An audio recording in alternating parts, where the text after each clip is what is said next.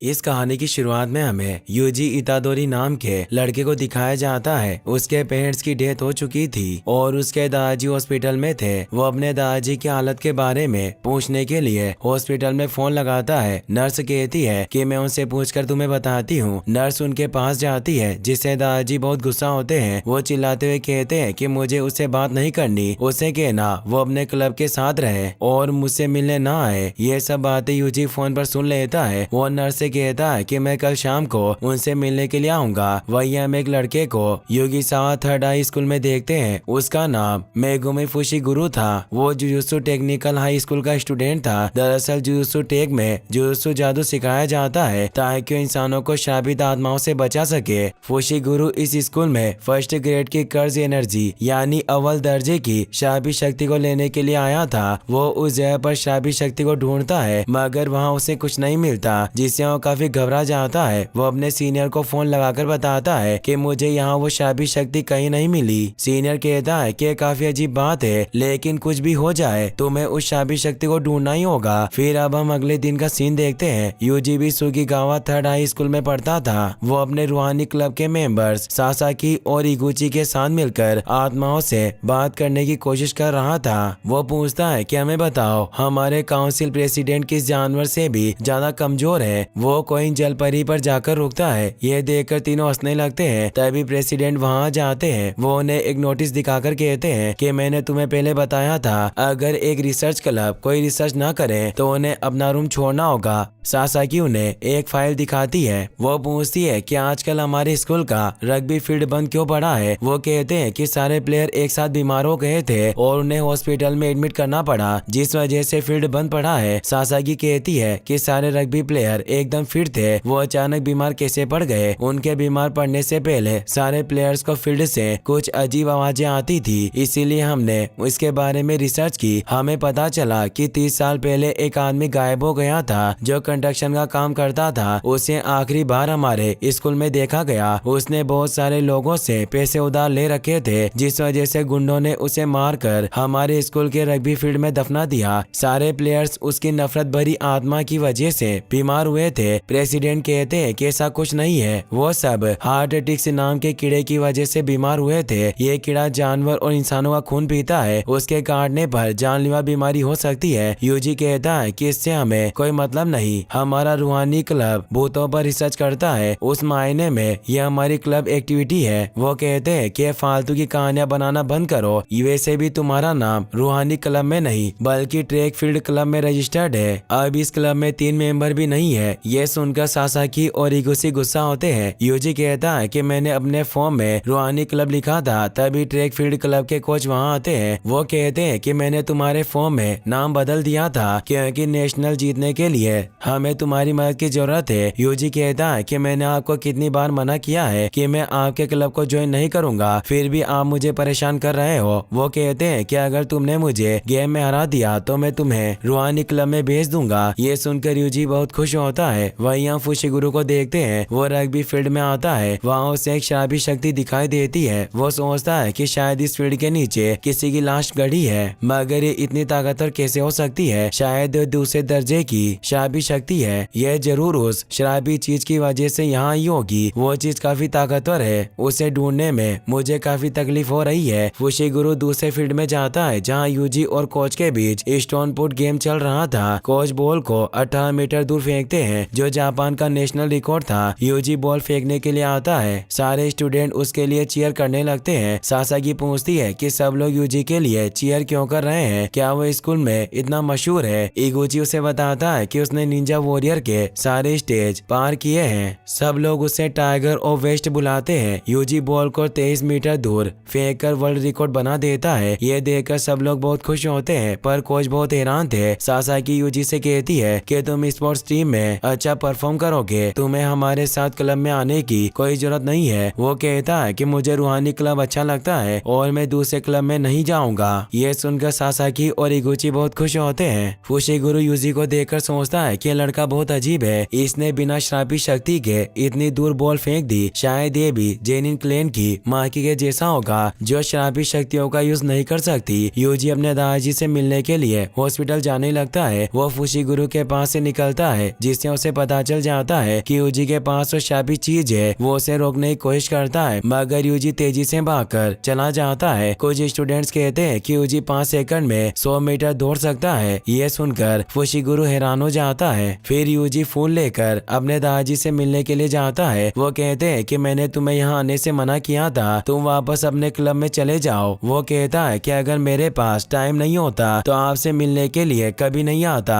आप बात बात पर गुस्सा क्यों करते हो? आप जैसे हैं वैसे बनकर रहिए। दादाजी कहते हैं कि मैं तुम्हें तुम्हारे पेरेंट्स के बारे में कुछ बताना चाहता हूँ मगर यूजी उनकी बात सुनने से मना कर देता है। इस बात से वो नाराज हो जाते हैं। कुछ देर बाद वो यूजी से कहते हैं कि तुम ताकतवर हो इसीलिए दूसरे की मदद करो, कम से कम अपने आसपास के लोगों की रक्षा करना। इसकी परवाह मत करना कि वो तुम्हारा एहसान मानेंगे या नहीं। जितने लोगों को बचा सकते हो बचाना, क्योंकि जब तुम मरोगे तब तुम्हारे पास बहुत सारे लोग होने चाहिए। मैं नहीं चाहता कि तुम मेरी तरह बिल्कुल अकेले मरो। ये सब कहकर दादाजी की डेथ हो जाती है। यूजी इससे बहुत दुखी होता है। वो नर्स को फोन करके उनकी डेथ के बारे में बताता है। नर्स उनकी डेड बॉडी को वहाँ से ले जाती है। यूजी उनका सामान पैक कर लेता है। वो हॉस्पिटल के सारे पेपर्स भी साइन कर देता है। नर्स उससे पूछती है कि क्या तुम ठीक हो? वो कहता है कि मुझे विश्वास नहीं हो रहा कि दादाजी अब इस दुनिया में नहीं रहे, लेकिन अगर मैं इस तरह उदास रहूंगा तो उन्हें अच्छा नहीं लगेगा। तभी फुशिगुरु वहाँ आता है। वो कहता है कि मैं जुजुत्सु टेक से हूँ, मुझे तुमसे कुछ जरूरी बात करनी है। वो यूजी को अकेले में लेकर जाता है। फुशिगुरु उसे कहता है कि जो शराबी चीज तुम्हारे पास है वो बहुत डेंजर है, वो जल्दी से मुझे दे दो। मगर यूजी को समझ नहीं आता क्योंकि इस बारे में बात कर रहा है। फुशिगुरु उसे शराबी चीज की फोटो दिखाता है। यूजी कहता है कि मुझे ये चीज मिली थी लेकिन अब वो मेरे सीनियर के पास है, मगर ये चीज खतरनाक कैसे है? वो बताता है कि जापान में हर साल लगभग 10,000 से ज्यादा लोग मरते हैं या गायब हो जाते हैं। इसमें से ज्यादातर शराबी शक्तियों की वजह से होते हैं। स्कूल और हॉस्पिटल जैसी जगहों पर बहुत सारी नेगेटिव एनर्जी जमा हो जाती है, जैसे तकलीफ, पछतावा और शर्मिंदगी। इंसानों के नेगेटिव इमोशन की वजह से ऐसे शराब जन्म लेते हैं। इसीलिए ज्यादातर स्कूल अपनी रक्षा के लिए वहाँ एक शराबी चीज रख देते हैं। तुम्हारे स्कूल वालों ने भी इसी तरह उस चीज को रखा था। यूजी पूछता है कि अगर वो चीज शराबी शक्तियों से हमारी रक्षा करती है तो ये अच्छी बात है, इसमें खतरा क्या है? फुशिगुरु कहता है कि ताकतवर शराबी चीज दूसरे शराबों को दूर रखती है। ये किसी जगह की रक्षा करने का गलत तरीका है, क्योंकि सालों बाद उस चीज की सील कमजोर हो जाती है। उसकी वजह से वहाँ दूसरी शराबी शक्तियाँ आ जाती है और वो उसकी मदद से ज्यादा ताकतवर बन जाती है। तुम्हें जो चीज मिली है वो बहुत खतरनाक है क्योंकि वो अव्वल दर्जे की है, इसीलिए वो चीज मुझे दे दो। यूजी फुशिगुरु को उस चीज का बॉक्स देता है पर वो बॉक्स खाली था। फुशिगुरु बहुत हैरान होता है क्योंकि वो कब से इस बॉक्स की नेगेटिव एनर्जी का पीछा कर रहा था। वो गुस्से में यूजी से उस चीज के बारे में पूछता है। वो बताता है कि वो शराबी चीज मेरे दोस्तों के पास है, वो आज रात उसका कवर खोलने की बात कर रहे थे। ये सुनकर फुशिगुरु घबरा जाता है। वो कहता है कि अगर तुम्हारे दोस्तों ने सील को खोल दिया तो मर जाएंगे। ये सुनकर यूजी डर जाता है। वो फुशिगुरु के साथ अपने दोस्तों के पास जाता है। रास्ते में जाते हुए यूजी पूछता है कि क्या शराबी चीज की सील को खोलना इतना आसान होता है? वो बताता है कि जिन लोगों में शराबी शक्ति ना हो वो ये काम नहीं कर सकते, लेकिन वो चीज बहुत ताकतवर है और उसकी सील बहुत प्राचीन है। शायद उसकी सील कागज से बनी होगी। दूसरी तरफ हम सासाकी और इगुची को देखते हैं। सासाकी उस शराबी चीज की सील खोलने की कोशिश कर रही थी। इगुची कहता है कि हम इतनी रात को ये सब क्यों कर रहे हैं? वो लाइट ऑन करने लगता है मगर सासाकी उन्हें मना कर देती है। वो कहती है कि हमारा रूहानी क्लब भूतों पर रिसर्च करता है, हमें डर के रोमांच का मजा लेना होगा। सासाकी उस सील को खोल देती है। उसके अंदर से एक उंगली बाहर निकलती है। यह उंगली कर्ज किंग यानी श्रापों के राजा की थी, जिसका नाम रयोमन सुकुना था।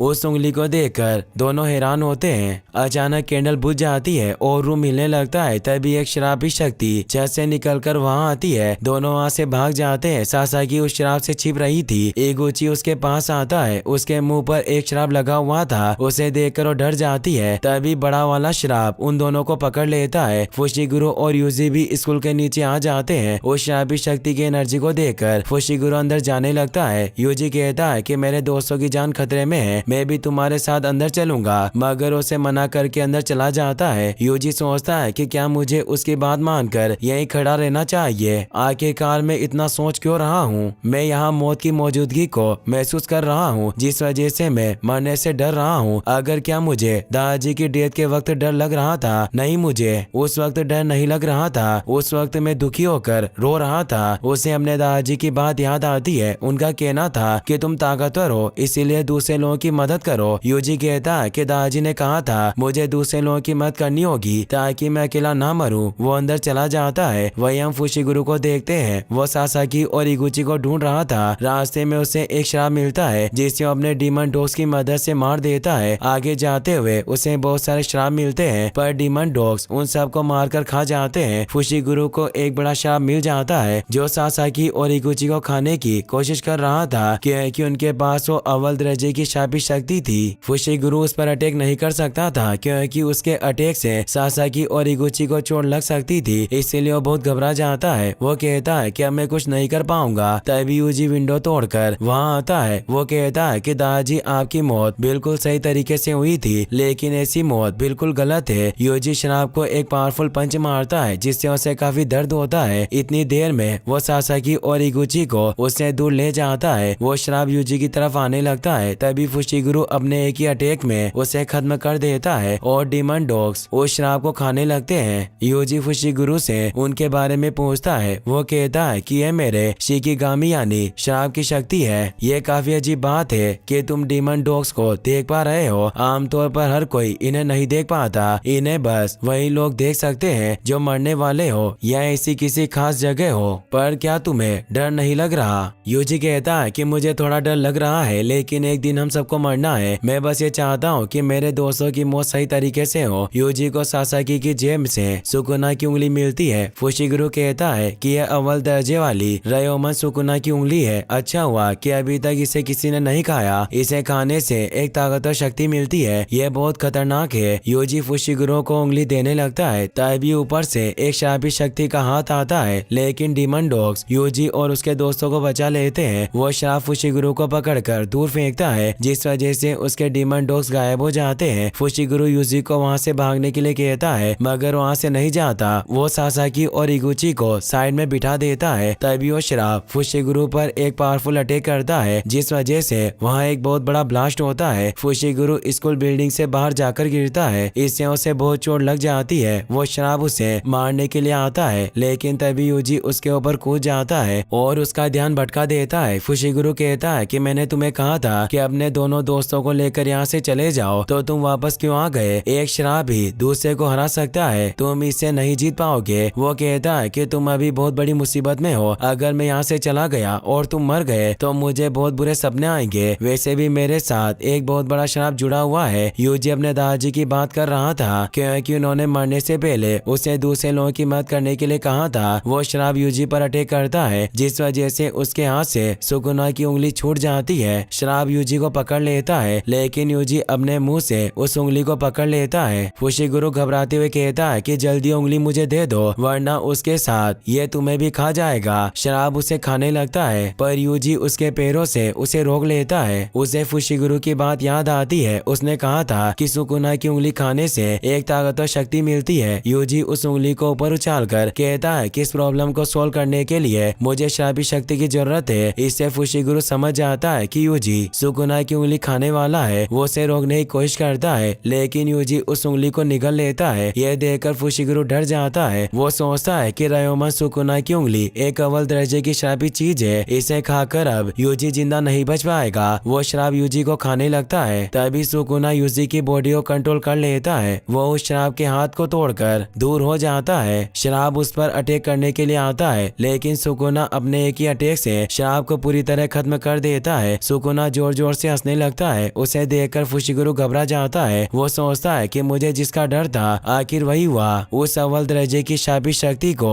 एक शरीर मिल गया। सुकुना कहता है कि शापित आत्मा का शरीर बहुत बोरिंग होता है। सारे लोग कहाँ है, औरतें कहाँ है? ऐसे युग में होना अच्छा लग रहा है। यहाँ हर तरफ औरतें और बच्चे कीड़ों की तरह रेंग रहे हैं। अब नरसंहार होगा। वो रेलिंग पर चढ़कर जोर जोर से हंसने लगता है। तभी यूजी अपनी बॉडी को कंट्रोल कर लेता है। वो कहता है कि तुम मेरी बॉडी के साथ ये क्या कर रहे हो? यूजी उसका मुंह पकड़कर उसे रेलिंग से नीचे उतार देता है। सुकुना कहता है कि आखिरकार ये अपने शरीर को हिला कैसे पा रहा है? क्या ये मेरी पावर को दबा रहा है? फुशिगुरु कहता है कि यूजी अब तुम इंसान नहीं रहे। जुजुत्सु रूल्स के मुताबिक मैं तुम्हें खत्म कर दूंगा क्योंकि अब तुम एक श्राप हो। तभी यूजी पूरी तरह अपनी बॉडी को कंट्रोल कर लेता है। वो कहता है कि मैं एकदम ठीक हूँ। अभी हम दोनों दोनों की हालत काफी खराब है, हमें हॉस्पिटल जाना होगा। फुशिगुरु को समझ नहीं आ रहा था कि अभी यूजी बात कर रहा है या सुकुना। तभी सातोरू गोजो वहाँ आता है जो फुशिगुरु का टीचर था। फुशिगुरु से पूछता है कि आप यहाँ क्या कर रहे हैं। वो कहता है कि मैं यहाँ आना तो नहीं चाहता था, लेकिन तुम्हारी हालत इतनी खराब है, मुझे इसके बारे में सेकंड ईयर वालों को बताना होगा। गोजो फुशिगुरु की फोटोज खींच लेता है। वो कहता है कि हमारे सीनियर बहुत फिक्र कर रहे थे क्योंकि एक अव्वल दर्जे की श्रापित चीज गायब हो गई, तो मैं तुम्हारी मदद करने आ गया। क्या वो चीज तुम्हें मिली? यूजी बताता है कि उस श्रापित चीज को मैं खा गया।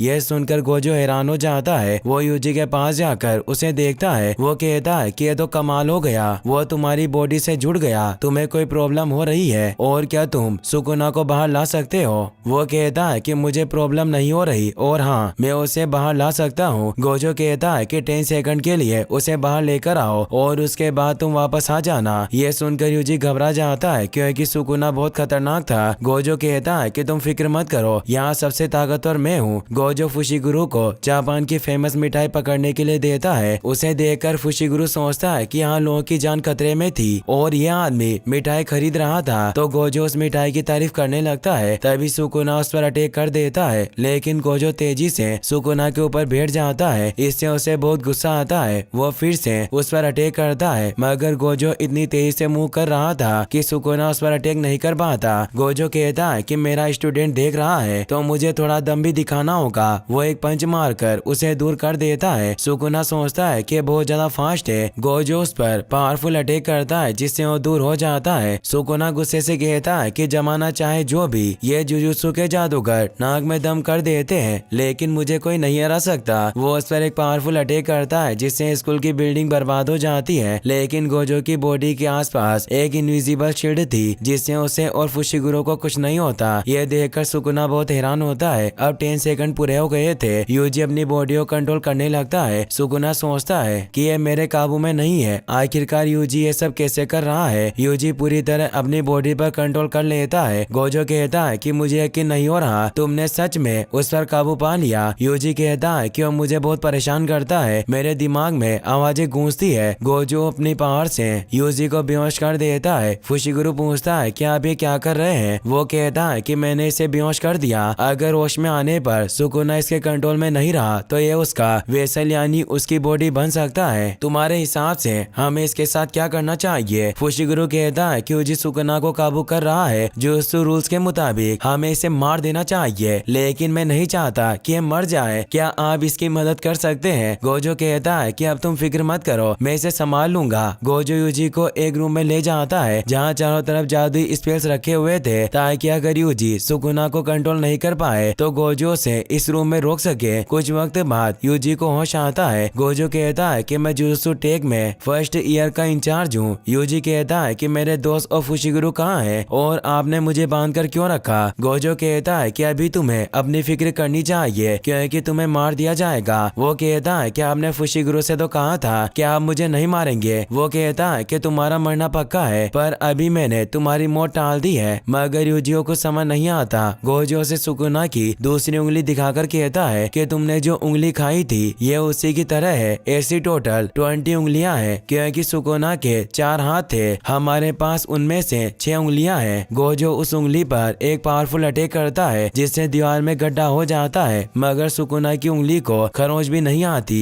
यह देखकर यूजी चौंक जाता है। गोजो कहता है कि हम इन उंगलियों को खत्म नहीं कर सकते क्योंकि इन उंगलियों में बहुत ज्यादा शक्ति है और ये शक्ति हर दिन बढ़ रही है। आजकल के जुजुत्सु जादूगरों की दीवारें इन्हें नहीं रोक सकती, लेकिन फिर हमें तुम मिले। जब तुम मरोगे तुम्हारे साथ उसकी शक्तियाँ भी मर जाएगी। हमारे सीनियर तुमसे बहुत डरे हुए हैं। उनका मानना है कि अगर सुकुना ने तुम्हारी बॉडी को कंट्रोल कर लिया तो पूरी दुनिया को बर्बाद कर देगा। वो तुम्हें मारना चाहते हैं, लेकिन मेरा मानना है कि अगर तुम मर गए तो हमारा बहुत नुकसान होगा क्योंकि शायद फिर कभी तुम्हारे जैसा वेसल पैदा ना हो जो सुकुना की आत्मा को कंट्रोल कर सके। इसीलिए मैंने एक रास्ता निकाला है। वैसे भी हम तुम्हें मारने वाले हैं, क्यों ना तुम सुकुना की सारी उंगलियां निगल लो, उसके बाद हम तुम्हें मारे ताकि सुकुना की सारी उंगलियां खत्म हो सके। तो इसके लिए हमारे सीनियर्स मान गए। अब ये तुम्हारे हाथ में है कि मैं तुम्हें अभी मार दूं या तुम हमारे साथ मिलकर सुकुना की सारी उंगलियां ढूंढो और उसके बाद मैं तुम्हें मार दूं। फिर यूजी इगुजी से मिलने के लिए हॉस्पिटल जाता है। वो सासागी से पूछता है कि इगुजी सर अब कैसे है? वो बताती है कि डॉक्टर का कहना है कि ये ठीक है, मगर अभी तक इन्हें होश नहीं आया। सासाकी रोने लगती है। वो कहती है कि सब मेरी गलती है, अगर मैं रात को इन्हें स्कूल में नहीं ले जाती तो आज ये सब नहीं होता।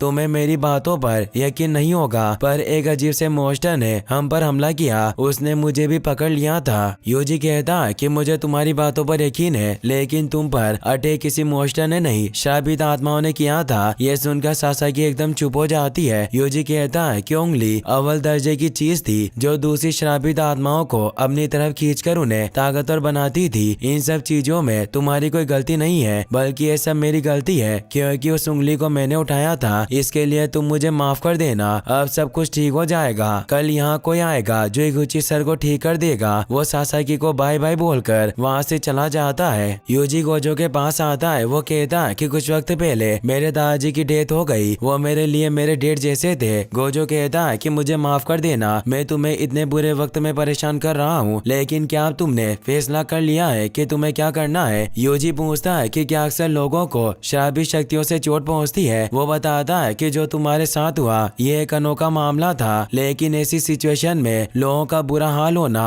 नॉर्मल है। अगर किसी श्रापित आत्मा के हमले से कोई इंसान सीधा मर जाए तो यही सही रहता है। जब हमें किसी की लाश टुकड़ों में मिले, इसका मतलब वो इंसान बहुत खुशनसीब है, क्योंकि श्रापित आत्माएं इंसानों को भी उनकी तरह आत्मा बना लेती है, जिस वजह से इंसान आत्मा के बदे शरीर में हमेशा के लिए फंस कर रह जाता है, जिससे उन्हें हर रोज दर्द सहना पड़ता है। अगर तुम्हें सुकोना से मुकाबला करना है तो तुम्हें रोज ऐसी खतरनाक चीजें देखनी पड़ेगी। तुम किसी की भी एक श्रापित आत्मा बन सकते हो। अब तुम सोच लो तुम्हें आगे क्या करना है। यह सुनकर यूजी को अपने दोस्त की हालत याद आती है और उसे अपने दादाजी की बात भी याद आती है। उन्होंने उसे दूसरों की मदद करने के लिए कहा था। यह सब बातें सोचते हुए यूजी अपने दादाजी की अस्थियों को इकट्ठा करने लगता है। वो गोजो से पूछता है कि अगर सुकोना की सारी उंगलियां खत्म हो गई तो क्या सब लोग उन मुसीबतों से बच जाएंगे जो इन शराबों की वजह से होती है? गोजो हमें जवाब देता है तो यूजी उससे सुकोना की दूसरी उंगली लेकर निगल लेता है। गोजो सोचता है कि इसने दूसरी उंगली खा ली है, यानी सुकोना की 10% शक्ति। अब देखते हैं कि इसके साथ क्या होता है। सुकोना बॉडी पर कंट्रोल करने लगता है, जिससे यूजी को बहुत तकलीफ होती है, मगर कुछ वक्त में वो नॉर्मल हो जाता है। यह देखकर गोजो सोचता है कि इसका शरीर बहुत ताकतवर है और ये सुकोना को अपने दिमाग पर हावी होने से रोक सकता है। हजारों सालों में इसके जैसा वेसल पैदा नहीं हुआ। गोजो पूछता है कि क्या तुम इसके लिए पूरी तरह तैयार हो? यूजी कहता है कि मुझे समझ नहीं आ रहा है कि मुझे मारना क्यों जरूरी है। मैंने अपने दादाजी से वादा किया था कि मैं कमजोर लोगों की मदद करूंगा। मैं सुकोना की सारी उंगलियां निगल लूंगा, उसके बाद जो होगा देखा जाएगा। यह सुनकर गोजो बहुत खुश हो जाता है। वो कहता है कि तुम्हारे साथ काम करने में बहुत मजा आएगा। अब तुम जल्दी से अपना सामान पैक कर लो। यूजी पूछता है कि क्या हम कहीं जा रहे हैं? तभी फुशिगुरु वहाँ आता है। वो कहता है कि हम टोक्यो जा रहे हैं, तुम मेरे साथ जुजुत्सु जादूगरों की स्कूल में पढ़ोगे। फुशिगुरु को देखकर यूजी बहुत खुश होता है। गोजो कहता है कि हम टोक्यो मेट्रोपॉलिटन के जुजुत्सु टेक्निकल हाई स्कूल में जा रहे हैं और तुम फर्स्ट ईयर के तीसरे स्टूडेंट हो। फिर यूजी अपने दादाजी की कब्र को आखिरी बार देखकर गोजो के साथ चला जाता है। रास्ते में यूजी फुशिगुरु के बारे में पूछता है। गोजो बताता है कि एक जादूगर ने उसका इलाज किया है और अब वो आराम कर रहा है। गोजो यूजी को जुजुत्सु आय के बारे में बताता है। वो कहता है कि दुनिया में जुजुत्सु जादू सिखाने वाले ऐसे बस 2 स्कूल हैं। दुनिया को दिखाने के लिए ये एक रिलीजियस स्कूल है, लेकिन बहुत सारे जुजुत्सु जादूगर अपनी पढ़ाई होने के बाद इस स्कूल को बेस की तरह यूज करते हैं। ये स्कूल पूरी जुजुत्सु कम्युनिटी को पढ़ाई के साथ उनके मिशन में भी उनकी मदद करता है। अब प्रिंसिपल तुम्हारा इंटरव्यू लेंगे, अगर तुमने कोई गड़बड़ की तो तुम्हें एडमिशन नहीं देंगे। ये सुनकर यूजी घबरा जाता है। वो कहता है कि अगर मैं इंटरव्यू में फेल हो गया तो क्या हो, मुझे मार देंगे। तभी सुकुना गोजो से कहता है कि इसका मतलब तुम उनके लीडर नहीं हो, सबकी रैंक उनकी ताकत से तय की जानी चाहिए। यह देखकर गोजो चौंक जाता है। यूजी सुकुना का मुंह बंद करके कहता है कि यह कभी कभी बाहर आ जाता है। सुकुना का मुंह यूजी के हाथ पर आ जाता है। वो कहता है कि तुमने मुझे एक बार हराया है, जब मैं इस बच्चे के शरीर को अपने काबू में कर लूंगा तब मैं सबसे पहले तुम्हें मारूंगा। गोजो कहता है कि ग्रेट सुकुना मुझसे लड़ना चाहता है, यह तो बड़ी इज्जत की बात है। यूजी पूछता है कि क्या सुकुना इतना मशहूर था जो आप इसके बारे में ऐसी बात कर रहे हैं? गोजो बताता है कि लोगों का मानना है कि रयोमा सुकुना एक खतरनाक देवता है। उसके 4 हाथ और 2 सर थे, लेकिन वो कोई देवता नहीं, एक इंसान था। ये बात 1000 साल पहले की है। जुजुत्सु के गोल्डन एज हमारे ताकतवर जादूगर सुकुना से फाइट करते थे, पर हर बार बार उसे हार जाते थे तब उसे सुकुना नाम दिया गया। हम उसकी कब्र को भी तबाह नहीं कर पाए और वो मरने के बाद भी श्रापित उंगलियों के जरिए जिंदा रह पाया। वो श्रापित आत्माओं का राजा भी है। यूजी पूछता है कि आप ज्यादा ताकतवर हो या सुकुना। गोजो कहता है कि अगर सुकुना को उसकी सारी उंगलियां मिल गई तो उसे हराना बहुत मुश्किल होगा, लेकिन वो मुझे कभी नहीं हरा पाएगा। दोनों प्रिंसिपल के पास पहुंच जाते हैं। वो कहते हैं कि तुम लेट हो गए हो, मैं इसके लिए तुम्हें सजा नहीं दे सकता, लेकिन तुम्हें अपनी आदतें सुधारनी होगी। प्रिंसिपल को देखकर यूजी दंग रह जाता है। वो सोचता है कि बुढ़ा तो गुड्डा बना रहा है। गोजो कहता है कि इससे कोई फर्क नहीं पड़ता कि मैं लेट हो गया, आप इतने वक्त से गुड्डे ही बना रहे थे। गोजो यूजी को बताता है कि जुजुत्सु आई के प्रिंसिपल है, इनका नाम मासामिची यागा है। यूजी उन्हें अपना नाम बताता है। यागा सर पूछते हैं कि तुम जुजुत्सु टेक में क्यों आए हो और श्रापों खत्म करने के तरीकों को सीखने के बाद तुम क्या करोगे। यूजी कहता है कि मैं सुकुना की सारी उंगलियां ढूंढ लूंगा क्योंकि वो बहुत डेंजर है। यागा सर कहते हैं कि दुनिया में ऐसे बहुत से लोग हैं जो रोज क्राइम्स, दुर्घटनाओं और बीमारियों से मरते हैं। जो जन्म लेते हैं वो सब मरते हैं, लेकिन जब कोई श्राप मरता है तो तुम्हें उसे ही क्यों बचाना है। यूजी गुस्से से कहता है कि ये किसी की आखिरी इच्छा थी, मुझे दूसरी बातों से मतलब नहीं है, मुझे बस दूसरे लोगों की जान बचानी है। वो कहते हैं कि किसी की आखिरी इच्छा थी मतलब तुम किसी दूसरे के कहने पर श्रापित आत्माओं से लड़ोगे। यागा सर अपनी श्रापित शक्ति से एक गुड्डे को एक्टिवेट कर देते हैं, जिससे यूजी हैरान हो जाता है। यागा सर कहते हैं कि इस गुड्डे में मैंने अपनी श्रापित शक्ति डाल दी है, जिस वजह से ये बहुत ताकतवर हो गया। तभी वो गुड्डा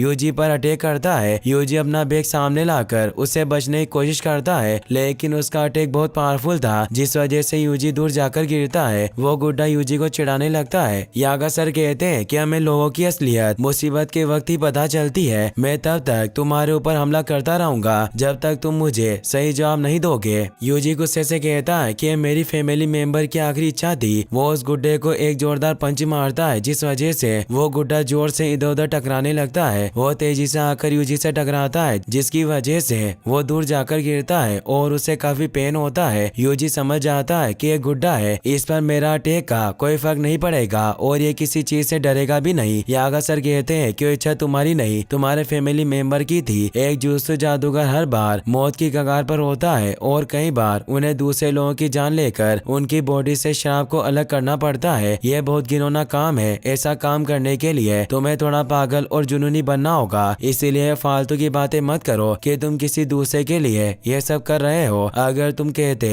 कि तुम अपनी जान बचाने के लिए यह सब कर रहे हो तो मैं तुम्हारी बात पर विश्वास कर लेता। इससे यूजी को बहुत गुस्सा आता है। वो उन्हें चुप रहने के लिए कहता है। वो कहते हैं कि अगर कोई श्राप तुम्हें मार देगा तो क्या तुम्हारे दादाजी इसके जिम्मेदार होंगे। यूजी कहता है कि आप बहुत कड़वी बातें करते हैं। यागा सर कहते हैं कि एजुकेशन का मतलब होता है कि स्टूडेंट को सही चीज सिखाना। तभी वो गुड्डा यूजी को जोरदार मुक्का मारता है, जिससे वहाँ में उड़ जाता है। यागा सर कहते हैं कि ये बात किसी को पता नहीं है कि अपनी मौत आने पर हम क्या सोचेंगे, लेकिन मैं एक बात जानता हूँ कि अपने दादाजी की इच्छा पूरी करने के चक्कर में तुम्हें उनसे नफरत हो जाएगी, क्योंकि जुजुत्सु जादूगर मरते वक्त हमेशा पछताते हैं। इसीलिए मैं फिर से पूछ रहा हूँ तुम्हें हमारे जुजुत्सु टेक में क्यों पढ़ना है। ये सब सुनकर यूजी सोचता है कि मैं हमेशा से स्पोर्ट और लड़ने में सबसे अच्छा था, मगर मैंने ऐसा कभी नहीं सोचा ये सिर्फ मैं ही कर सकता हूँ। वो गुड्डा यूजी पर अटैक करने के लिए आता है, पर उसके अटैक से बच जाता है। यूजी उस गुड्डे को पकड़कर बैठ जाता है। वो कहता है कि सुकुना की सारी उंगलियों को सिर्फ मैं ही निगल सकता हूँ। अगर मैं तुम लोगों से बचकर भाग जाऊँ और इस जिम्मेदारी को छोड़ गया तो मैं आराम से अपने दोस्तों के साथ खाना खाऊंगा और कॉमिक्स पढ़ूंगा।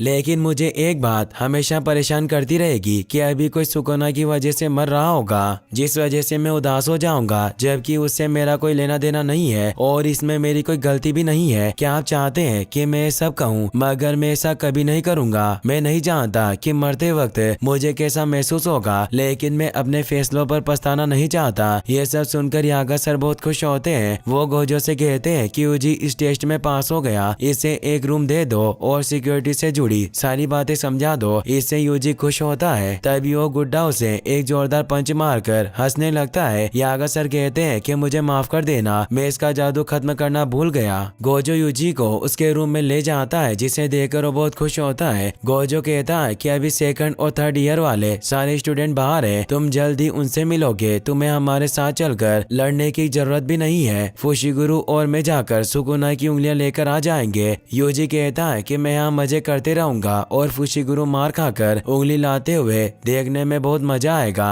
गोजो कहता है कि तुम्हें भी उसके साथ साथ मार खानी होगी क्योंकि उंगलियां ढूंढना इतना आसान नहीं है। सुकुना की कुछ उंगलियों के आसपास बहुत स्ट्रॉन्ग एनर्जी होती है और कुछ एकदम शांत होती है। कुछ उंगलियों को पहले की श्रापित आत्मा निकल चुकी है, इसीलिए उन्हें ढूंढने में बहुत तकलीफ होती है। लेकिन अब तुम हमारे साथ हो, तुम्हारे अंदर का सुकुना अपनी पावर पाने के लिए हमें उन उंगलियों के पास लेकर जाएगा। तुम सुकुना के वेसल हो और हमारे रडार, इसीलिए हमें तुम्हारी जरूरत है। इस तरह से हम दोनों का काम हो जाएगा। ये बातें करते हुए दोनों बाहर आ जाते हैं। वहाँ उन्हें फुशिगुरु मिलता है जो पास के रूम में रह रहा था। उसे देखकर यूजी बहुत खुश होता है। फुशिगुरु गोजो से कहता है कि यहाँ बहुत सारे रूम खाली थे तो आप इसे यहाँ क्यों लेकर आए। वो कहता है कि मैंने सोचा कि तुम दोनों साथ रहोगे तो तुम्हारी दोस्ती अच्छी हो जाएगी। फुशिगुरु कहता है कि क्लास और मिशन के अलावा मैं इसे नहीं संभाल सकता। यूजी फुशिगुरु के रूम में झांकने लगता है। फुशिगुरु गुस्से से गेट बंद करता है जिससे यूजी को काफी दर्द होता है। दरअसल फुशिगुरु शांत और अकेले रहना पसंद करता था। गोजो कहता है कि हम तीनों कल फर्स्ट ईयर के तीसरे स्टूडेंट को लेकर आएंगे। दूसरी तरफ हमें रेलवे स्टेशन का सीन दिखाया जाता है जहाँ जुत्सु हाईटेक के फर्स्ट ईयर की स्टूडेंट थी। उसका नाम नोबारा कागुसाकी था।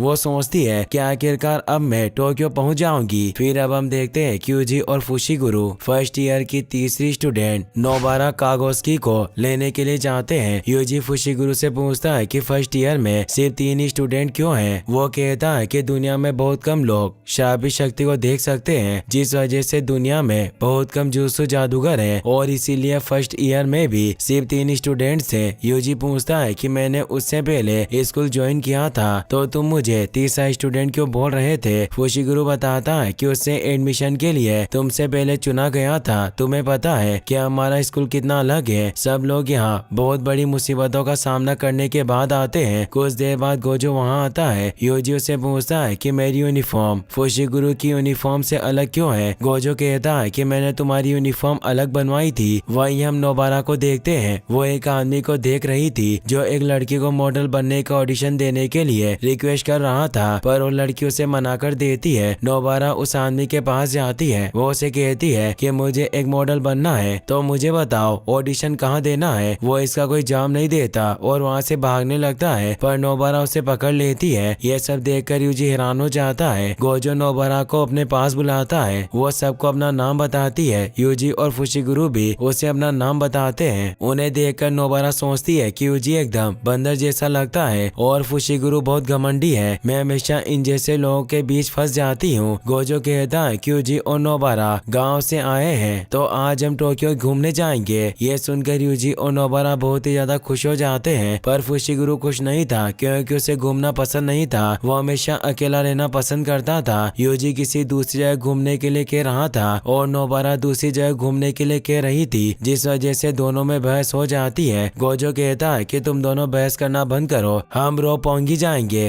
ये सुनकर दोनों खुश हो जाते हैं। गोजो उन्हें एक सुनसान बिल्डिंग में लेकर जाता है। फुशिगुरु कहता है कि यहाँ एक श्रापित आत्मा है, हम उसे खत्म करने के लिए यहाँ आए हैं। इससे यूजी और नोबारा बहुत गुस्सा होते हैं। गोजो कहता है कि यहाँ पास में एक कब्रिस्तान है और दूसरी तरफ खाली बिल्डिंग्स है, जिस वजह से यहाँ श्राप पैदा हुआ है। यूजी पूछता है कि क्या कब्रिस्तान के आसपास श्राप ज्यादा होते हैं। फुशिगुरु बताता है कि कब्रिस्तान में श्राप नहीं होते, बल्कि सब लोग कब्रिस्तान से डरते हैं, जिस वजह से यहाँ नेगेटिव एनर्जी पैदा होती है। नोबारा कहती है कि क्या यूजी को अभी तक इसके बारे में भी नहीं पता था। फुशिगुरु से बताता है कि यूजी ने सुकोना की उंगली निगल ली थी। इससे नोबारा बहुत हैरान होती है। गोजो यूजी और नोबारा से कहता है कि मैं देखना चाहता हूँ कि तुम दोनों कितने ताकतवर हो। तुम दोनों इस बिल्डिंग में जाकर अंदर के श्राप को खत्म कर दो। यूजी कहता है कि श्राप को सिर्फ शाबी शक्ति से खत्म कर सकते हैं और मुझे जुत्सु का यूज करना भी नहीं आता। गोजो कहता है कि तुम्हारे अंदर सुकुना की शाबी शक्ति है, पर उस एनर्जी को तुम कंट्रोल नहीं कर पाओगे, इसीलिए शाबी शमशीर को ले जाओ। इसमें शाबित एनर्जी है, इसीलिए इसकी मदद से तुम श्राप को खत्म कर पाओगे। लेकिन याद रखना कि सुकुना बाहर ना आ जाए। उसकी ताकत से तुम 1 सेकंड में श्रापित शक्ति को खत्म कर दोगे, पर वो सब तुम्हारे अंदर चली जाएगी। यूजी और नोबारा अंदर चले जाते हैं। फुशिगुरु पूछता है कि आपने मुझे उनके साथ क्यों नहीं भेजा। गोजो कहता है कि अभी तुम पूरी तरह ठीक नहीं हुए हो और मैं देखना चाहता हूँ कि नोबारा क्या कर सकती है। नोबारा कहती है कि टोक्यो में आते ही उन्होंने मुझे शराब को खत्म करने का काम दे दिया, यह बहुत गलत बात है। यूजी कहता है कि तुम यहाँ इसी काम के लिए आई थी, हमें ध्यान से काम करना होगा, शराब बहुत खतरनाक होते हैं। इससे गुस्सा होकर नोबारा यूजी को किक मारकर नीचे गिरा देती है। वो कहती है कि तुम्हें खुद कुछ नहीं पता और तुम मुझे सिखा रहे हो। नोबारा वहाँ से आगे चली जाती है। तभी एक शराब यूजी पर अटैक कर देता है, लेकिन यूजी को उसके बारे में पता चल जाता है। वो तेजी से उसका पैर काट देता है। शराब फिर से उस पर अटैक करने के लिए आता है। यूजी तेजी से उसके सारे पैर काट देता है और उसके सर पर हमला करके उसे मार देता है। वहीं गोजो कहता है कि यूजी दिमाग से पैदल है, लेकिन जब शराब से लड़ने का वक्त आता है तो दूसरे लोगों की तरह शराब से नहीं डरता। उसे शराबों को मारने में जरा भी हिचकिचाहट नहीं होती, जबकि उसके पास शराबों से लड़ने का कोई एक्सपीरियंस भी नहीं है। तुम जानते हो कि बहुत सारे टैलेंटेड जुजुत्सु जादूगर भी इन सब चीजों से परेशान होकर ये काम छोड़ देते हैं, इसीलिए मैं देखना चाहता हूँ कि नोबारा क्या कर सकती है। वो शिगुरु कहता है कि नोबारा ने बहुत सारे शराबों को खत्म कर दिया है और अब उसे काफी एक्सपीरियंस भी हो गया है, तो आज उसका टेस्ट क्यों ले रहे हैं। गोजो कहता है कि शराब इंसानों के दिमाग से पैदा होते हैं, जहाँ ज्यादा लोग होते हैं वहाँ शराब बहुत ताकतवर होते हैं, इसीलिए टोक्यो के शराब नोबारा के छोटे शहर के शराबों से काफी अलग और ताकतवर होते हैं। हम शराबों के दर्जे की बात करते हैं, इसका मतलब ये नहीं होता कि ज्यादा शराबी शक्ति वाला शराब ऊंचे दर्जे का होगा, बल्कि ऊंचे दर्जे का शराब वो होता है जो चालाक होता है और हमें मुसीबत के वक्त पर हार्ड फैसले लेने पर मजबूर करता है। ऐसे फैसलों में हमारी या किसी दूसरे की जान भी जा सकती है। वहीं नोबारा एक रूम में जाती है जहाँ बहुत सारे स्टेचू थे, जिनके बीच में एक शराब छिप रहा था। नोबारा को उसके बारे में पता चल जाता है। वो शराब को बाहर आने के लिए कहती है, मगर वो बाहर नहीं आता तो नोबारा अपने शराबित हैमर की मदद से उस शराब के मुंह पर शराबित किले घुसा देती है, जिससे वो अपने असली रूप में आ जाता है। नोबारा अपनी शराबी शक्ति से उन किलों को उसके सर में घुसा देती है, जिस वजह से वो शराबी शक्ति खत्म हो जाती है। नोबारा को वहाँ एक लड़का मिलता है जो खेलते वक्त यहाँ गया था और शराब ने उसे कैद कर लिया। नोबारा उस लड़के को अपने पास बुलाती है, पर वो काफी डरा हुआ था, जिस वजह से वो उसके पास नहीं जाता। तभी दूसरा शराब दीवार से निकलकर वहाँ आता है। वो उस बच्चे को पकड़ लेता है। नोबारा उस पर अटैक करने लगती है, लेकिन वो शराब उस बच्चे को अपने सामने कर देता है। वो उसकी गर्दन पर अपना नाखून लगा देता है। ऐसा करके शराब नोबारा को डरा रहा था, इससे उसे काफी मजा आ रहा था। नोबारा कहती है कि शराब बहुत चालाक है, ये जानता है कि मैं इसे मार दूंगी, इसीलिए इसने बच्चे को पकड़ लिया। वो अपने हथियार नीचे फेंक देती है, लेकिन फिर भी वो शराब बच्चे को नहीं छोड़ता। तभी यूजी दीवार तोड़कर वहाँ जाता है। वो शराब बच्चे को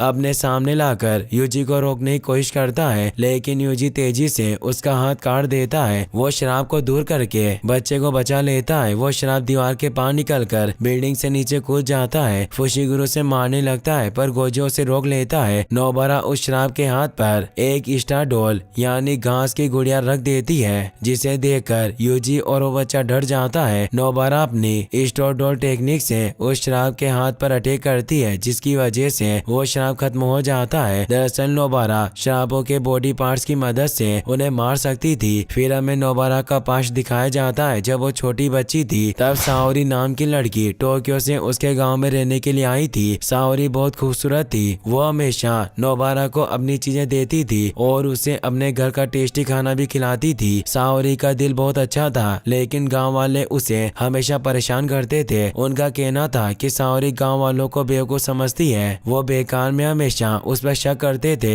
एक दिन गांव के सब लोगों ने साओरी को गांव से भगा दिया। फिर हम प्रेजेंट का सीन देखते हैं। नोबारा यूजी से कहती है कि आखिरकार तुम क्या खाते हो जो तुमने अपने हाथों से इस दीवार को तोड़ दिया। यूजी कहता है कि पहले तुम मुझे ये बताओ कि तुम जुजुत्सु हाई में क्यों आई। वो कहती है कि मुझे गांव में रहना पसंद नहीं था और मैं टोक्यो में रहना चाहती थी। मेरे पास यहाँ आने के पैसे नहीं थे, इसीलिए मैंने जुजुत्सु हाई ज्वाइन कर लिया। ये सुनकर यूजी बहुत हैरान होता है। वो कहता है कि तुमने टोक्यो में रहने के लिए अपनी जान दांव पर लगा दी। नोबारा सोचती है कि अगर मैं उस गांव में रहती तो मेरी पूरी जिंदगी बर्बाद हो जाती। साओरी मैं टोक्यो आ गई हूँ, अगर कभी हम दोनों मिले तो तुम मुझे उस बेकरी में ले जाना जिसकी तुम हमेशा तारीफ करती थी। वो यूजी से कहती है कि अगर तुम टाइम पे आकर इस बच्चे को नहीं बचाते तो मैं अपने आप को कभी माफ नहीं कर पाती, इसीलिए तुम्हारा थैंक्स। फिर गोजो और फुशिगुरु उस लड़के को उसके घर छोड़ देते हैं। गोजो कहता है कि तुम दोनों ने उस बच्चे को बचा लिया, अब हम चलकर खाना खाएंगे। ये सुनकर यूजी और नोबारा खुश होते हैं, मगर फुशिगुरु काफी काफी उदास था। गोजो कहता है कि मैंने इसे श्राप से लड़ने के लिए नहीं भेजा, जिस वजह से नाराज है। यह सुनकर यूजी और नोबारा उसका मजाक उड़ाते हैं। फिर अब हम जुजुत्सु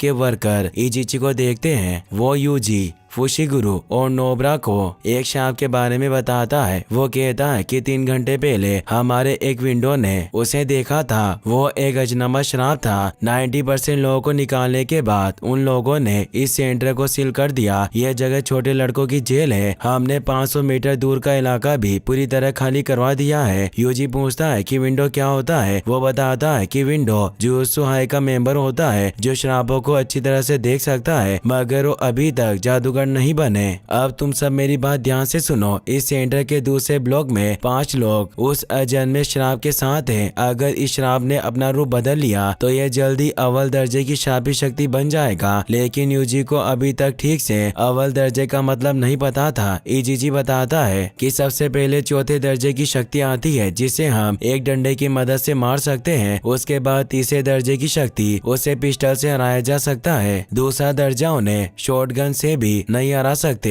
पहला दर्जा, इसे आर्मी टैंक से हराना भी मुश्किल है। अब आता है सबसे पावरफुल अव्वल दर्जा। अगर तुम्हारे पास बहुत सारे बॉम्ब्स होंगे तभी तुम उनका मुकाबला कर पाओगे। फुशिगुरु कहता है कि ऐसे मिशन पर वही जादूगर जाता है जो श्रापी शक्ति जितना ताकतवर हो। जैसे अभी गोजो सर को जाना चाहिए था, मगर वो किसी दूसरे काम में फंसे हैं। इजिची कहता है कि हमारे पास हमेशा लोगों की कमी रहती है, इसीलिए तुम्हें ज्यादातर मुश्किल मिशन मिलेंगे। लेकिन ये मामला बहुत अलग है और हमारे पास ज्यादा वक्त नहीं है। अगर अव्वल दर्जे की शक्ति तुम्हारे सामने आ जाए तो वहाँ से भाग जाना, वरना मारे जाओगे। इसीलिए तुम्हें बस जिंदा बचे लोगों को वहाँ से बाहर निकालना है। तभी एक औरत सेंटर की तरफ जाने लगती है, पर गार्ड्स उसे रोक लेते हैं। वो अपने बेटे तदाशी को ढूंढ रही थी। उसे जेल में बंद किया हुआ था क्योंकि उसने क्राइम किया था। उस औरत को देखकर यूजी को बहुत बुरा लगता है। इजिची उस औरत से कहता है कि आप अंदर मत आइए, एक क्रिमिनल ने पूरे सेंटर में जहरीली गैस फैला दी है। हम आपके बेटे को बचाने की पूरी कोशिश करेंगे। ये सुनकर वो औरत रोने लगती है। यूजी, नोबारा और फुशिगुरु के साथ अंदर जाने लगते हैं। इजिची अपनी श्रापी शक्ति की मदद से सेंटर के आसपास एक वेल यानी कवच बना देता है। उस कवच को देखकर यूजी चौंक जाता है। फुशिगुरु से बताता है कि इस जगह के आसपास बहुत सारे लोग रहते हैं। अब यहाँ जो भी होगा इस कवच की वजह से उन्हें कुछ दिखाई नहीं देगा। फुशिगुरु अपने शिकिगामी से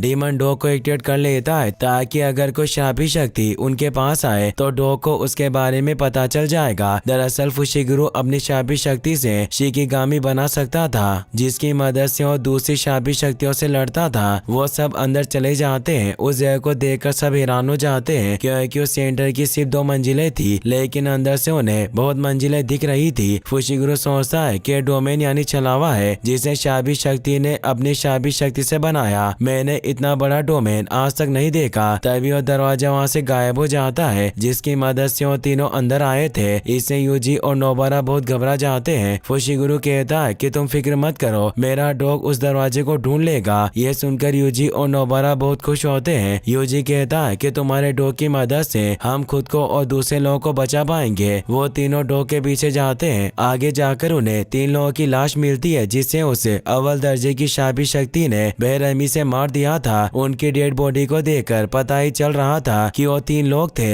यूजी एक डेड बॉडी के नेम बेच को देखता है। उसका नाम तदाशी था। इससे यूजी समझ जाता है कि ये बाहर खड़ी औरत का बेटा है। यूजी कहता है कि ये बाहर खड़ी उस औरत का बेटा है। इसका चेहरा बुरी तरह से घायल हो गया है। अगर हम उन्हें कहेंगे कि उनका बेटा मर गया तो हमारी बात पर ट्रस्ट नहीं करेगी, इसीलिए हमें इसकी बॉडी को बाहर लेकर जाना होगा। फुशिगुरु यूजी को पकड़कर लाशों से दूर कर देता है। वो कहता है कि हमें 2 लोगों को बचाना है, इसीलिए इसे यहीं छोड़ दो। यूजी कहता है कि हमारे यहाँ आते ही दरवाजा गायब हो गया था। अगर हम यहाँ से चले गए तो इसकी लाश को दोबारा नहीं ढूंढ पाएंगे। फुशिगुरु कहता है कि मैं इसको लेने के लिए वापस नहीं आऊंगा। मैं मरे हुए आदमी के लिए अपनी जान खतरे में नहीं डाल सकता हूँ। वैसे भी मैं इसे नहीं बचाना चाहता था। यूजी गुस्से से फुशिगुरु का कॉलर पकड़ लेता है। वो पूछता है कि अगर तुम इसे नहीं बचाना चाहते थे तो यहाँ किस लिए आए हो। फुशिगुरु कहता है कि मिशन पर जाने से पहले जुजुत्सु जादूगरों को सारी जानकारी दी जाती है। ये एक जवान लड़कों की जेल है तदाशी जिसे तुम बचाना चाहते हो। इसने बिना लाइसेंस के गाड़ी चलाते हुए एक लड़की को टक्कर मार दी थी। ये दूसरी बार बिना लाइसेंस के पकड़ा गया था। मैं जानता हूँ कि तुम्हें लोगों को बचाना है और तुम चाहते हो कि किसी की भी मौत दर्दनाक ना हो, लेकिन अगर तुम एक क्रिमिनल को बचाओगे और वो कल किसी दूसरे को मारेगा तो तुम क्या करोगे? यूजी कहता है कि अगर ऐसी बात है तो तुमने मुझे बचाने की कोशिश क्यों की? उन दोनों को देखकर नोबारा को बहुत गुस्सा आता है। वो दोनों को डांटने लगती है। तभी नोबारा जमीन में चली जाती है। फुशिगुरु सोचता है कि डीमन डॉग ने मुझे श्रापित आत्मा के बारे में क्यों नहीं बताया, लेकिन डॉग को उस अव्वल दर्जे की श्रापित शक्ति ने मार दिया था। ये देखकर फुशिगुरु घबरा जाता है। वो यूजी से कहता है कि हमें नोबारा को ढूंढकर जल्दी यहाँ से निकलना होगा।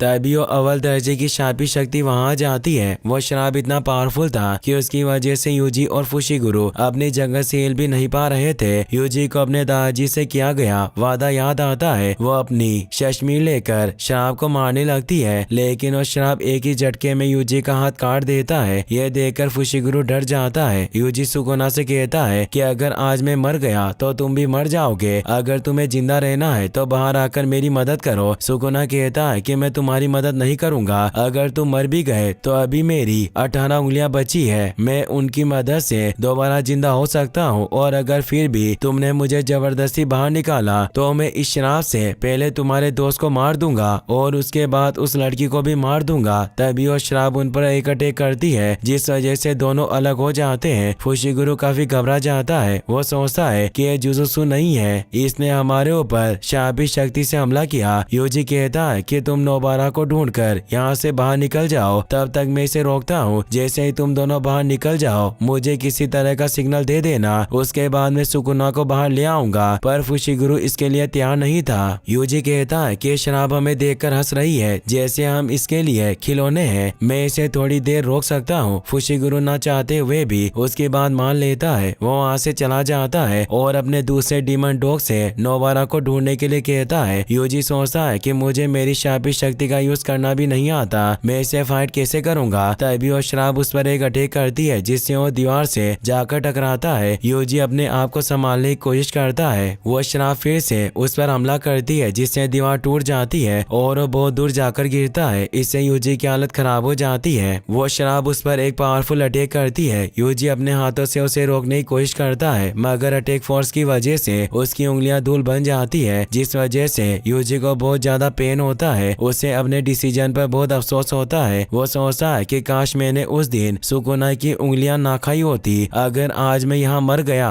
तो क्या मैं सही तरीके से मरूंगा? मैं ये सब नहीं सोचना चाहता हूँ, पर मैं मजबूर हो गया हूँ। उस अटैक की वजह से यूजी एक दीवार से जाकर टकराता है। वहीं हम नोबारा को देखते हैं, जो एक डार्क रूम में पहुंच गई थी। वहाँ उसे बहुत सारी शापित शक्तियाँ मिलती है। वो उन्हें अपने हैमर और कील से मारने लगती है। उन्हें मारते हुए उसकी सारी किलें खत्म हो जाती है, लेकिन वो सारी श्रापित आत्माएं नहीं मरती। दूसरा श्राप नोबारा के हैमर तोड़कर उसे पकड़ लेता है। वो उसे खाने लगती है। तभी फुशिगुरु वहाँ जाता है। वो अपने सरपेंट शिकिगामी से उस आत्मा पर अटैक करता है और फ्रॉग शिकिगामी की मदद से नोबारा को बचा लेता है। फिर हम यूजी को देखते हैं। वो कहता है कि मुझे अपने आप पर बहुत घमंड था। मुझे लगा कि मुझ में इतनी ताकत तो है कि मैं अपनी मौत को खुद चुन सकता हूँ, लेकिन मैं गलत था। मैं बहुत ज्यादा कमजोर हूँ। मैं मरना नहीं चाहता। यूजी जोर जोर से रोने लगता है। उसे यागा सर की बात याद आती है। उन्होंने कहा था कि जुजुत्सु जादूगर मरते वक्त हमेशा पछताते हैं। उसे फुशिगुरु की बात भी याद आती है। उसने कहा था कि इंसानों के नेगेटिव इमोशन की वजह से श्राप जन्म लेते हैं। यूजी कहता है कि मुझे मेरी नफरत, डर और पछतावे जैसी नेगेटिव इमोशन को अपनी ताकत के जरिए बाहर निकालना होगा। वो अपनी शापित शक्ति का यूज करना सीख जाता है। यूजी उस श्राप पर अटैक करता है, पर वो उसका हाथ पकड़ लेता है। तभी यूजी को फुशिगुरु के डीमन डॉग की आवाज सुनाई देती है। वो समझ जाता है कि नोबारा और फुशिगुरु बाहर पहुंच गए हैं, इसीलिए यूजी सुकुना को बाहर निकाल देता है। सुकुना को देखकर वो शापित शक्ति चुपचाप खड़ा हो जाता है, क्योंकि सुकुना किंग ऑफ कर्सेस था। सुकुना कहता है कि लड़का मेरा इस्तेमाल कर रहा है। मैं इस शक्ति को इसके दोस्त से लड़वा देता हूँ, जिससे इसे बहुत तकलीफ होगी। सुकुना इस श्राप को अपने साथ चलने के लिए कहता है, मगर वो श्राप डर कर सुकुना पर ही अटैक कर देता है, लेकिन सुकुना आसानी से उसके अटैक को रोक देता है। सुकुना की वजह से यूजी के दोनों हाथ ठीक हो जाते हैं। सुकुना कहता है कि अगर तुम मेरे साथ नहीं चलोगे तो मैं तुम्हें यही मार दूंगा।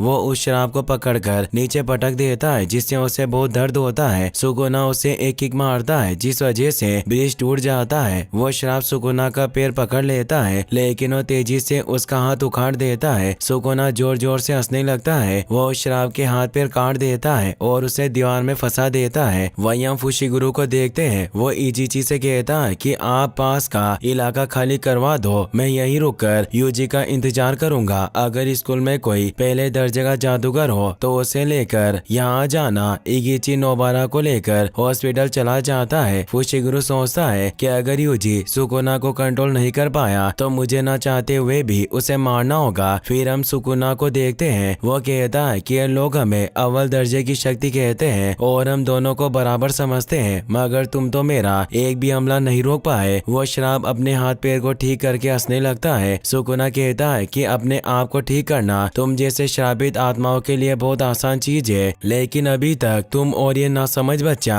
ये बात समझ ही नहीं पाए हो कि असली श्रापित शक्ति आखिरकार क्या होती है। तो आज मैं तुम्हें बताऊंगा कि असली जुजुत्सु किसे कहते हैं। सुकुना अपने डोमेन एक्सपेंशन यानी छलावे की दुनिया मलेवलेंट श्राइन को एक्टिवेट करके उस श्राप को अपने डोमेन में ले जाता है। दरअसल डोमेन यानी छलावे की दुनिया को श्रापित शक्ति से बनाया जाता है। इसे बनाने में बहुत ज्यादा श्रापित शक्ति खर्च होती है। जो अपने डोमेन को बनाता है उसमें उसका कोई भी वार खाली नहीं जाता, मतलब डोमेन से बचना बहुत ही ज्यादा मुश्किल होता है। सुकुना उस श्रापित शक्ति के शरीर को बहुत सारे हिस्सों में काट देता है। वो उसकी बॉडी से अपनी उंगली निकाल लेता है जो उस श्रापित शक्ति ने खाई थी। उस शक्ति की बॉडी जलकर खत्म हो जाती है। सुकुना यूजी को बाहर आने के लिए कहता है लेकिन वो अपनी बॉडी को कंट्रोल नहीं कर पाता। इससे सुकुना बहुत खुश होता है। फिर अब हम फुशिगुरु को देखते हैं। वो सेंटर के बाहर यूजी का इंतजार कर रहा होता है। अचानक उस अव्वल शक्ति का डोमेन गायब हो जाता है। फुशिगुरु कहता है कि डोमेन खत्म हो गया, यानी वो श्रापित शक्ति खत्म हो गई। अब बस यूजी जल्दी से बाहर आ जाए। तभी सुकुना वहाँ जाता है। वो कहता है कि अब वो बेवकूफ वापस नहीं आएगा। उसे देखकर फुशिगुरु घबरा जाता है। सुकुना कहता है कि तुम्हें डरने की जरूरत नहीं है, अभी मैं तुम्हें नहीं मारूंगा। यूजी मुझसे बिना सौदा किए मेरा फायदा उठा रहा था। अब वो अपनी बॉडी पर काबू नहीं कर पा रहा, लेकिन वो कभी न कभी अपने शरीर को काबू कर लेगा। सुकुना यूजी की चेस्ट में हाथ डालकर उसका दिल बाहर निकाल देता है। यह देखकर फुशिगुरु बहुत डर जाता है। सुकुना कहता है कि मैं दिल के बिना जिंदा रह सकता हूँ, लेकिन ये बेवकूफ इसके बिना जिंदा नहीं रह पाएगा।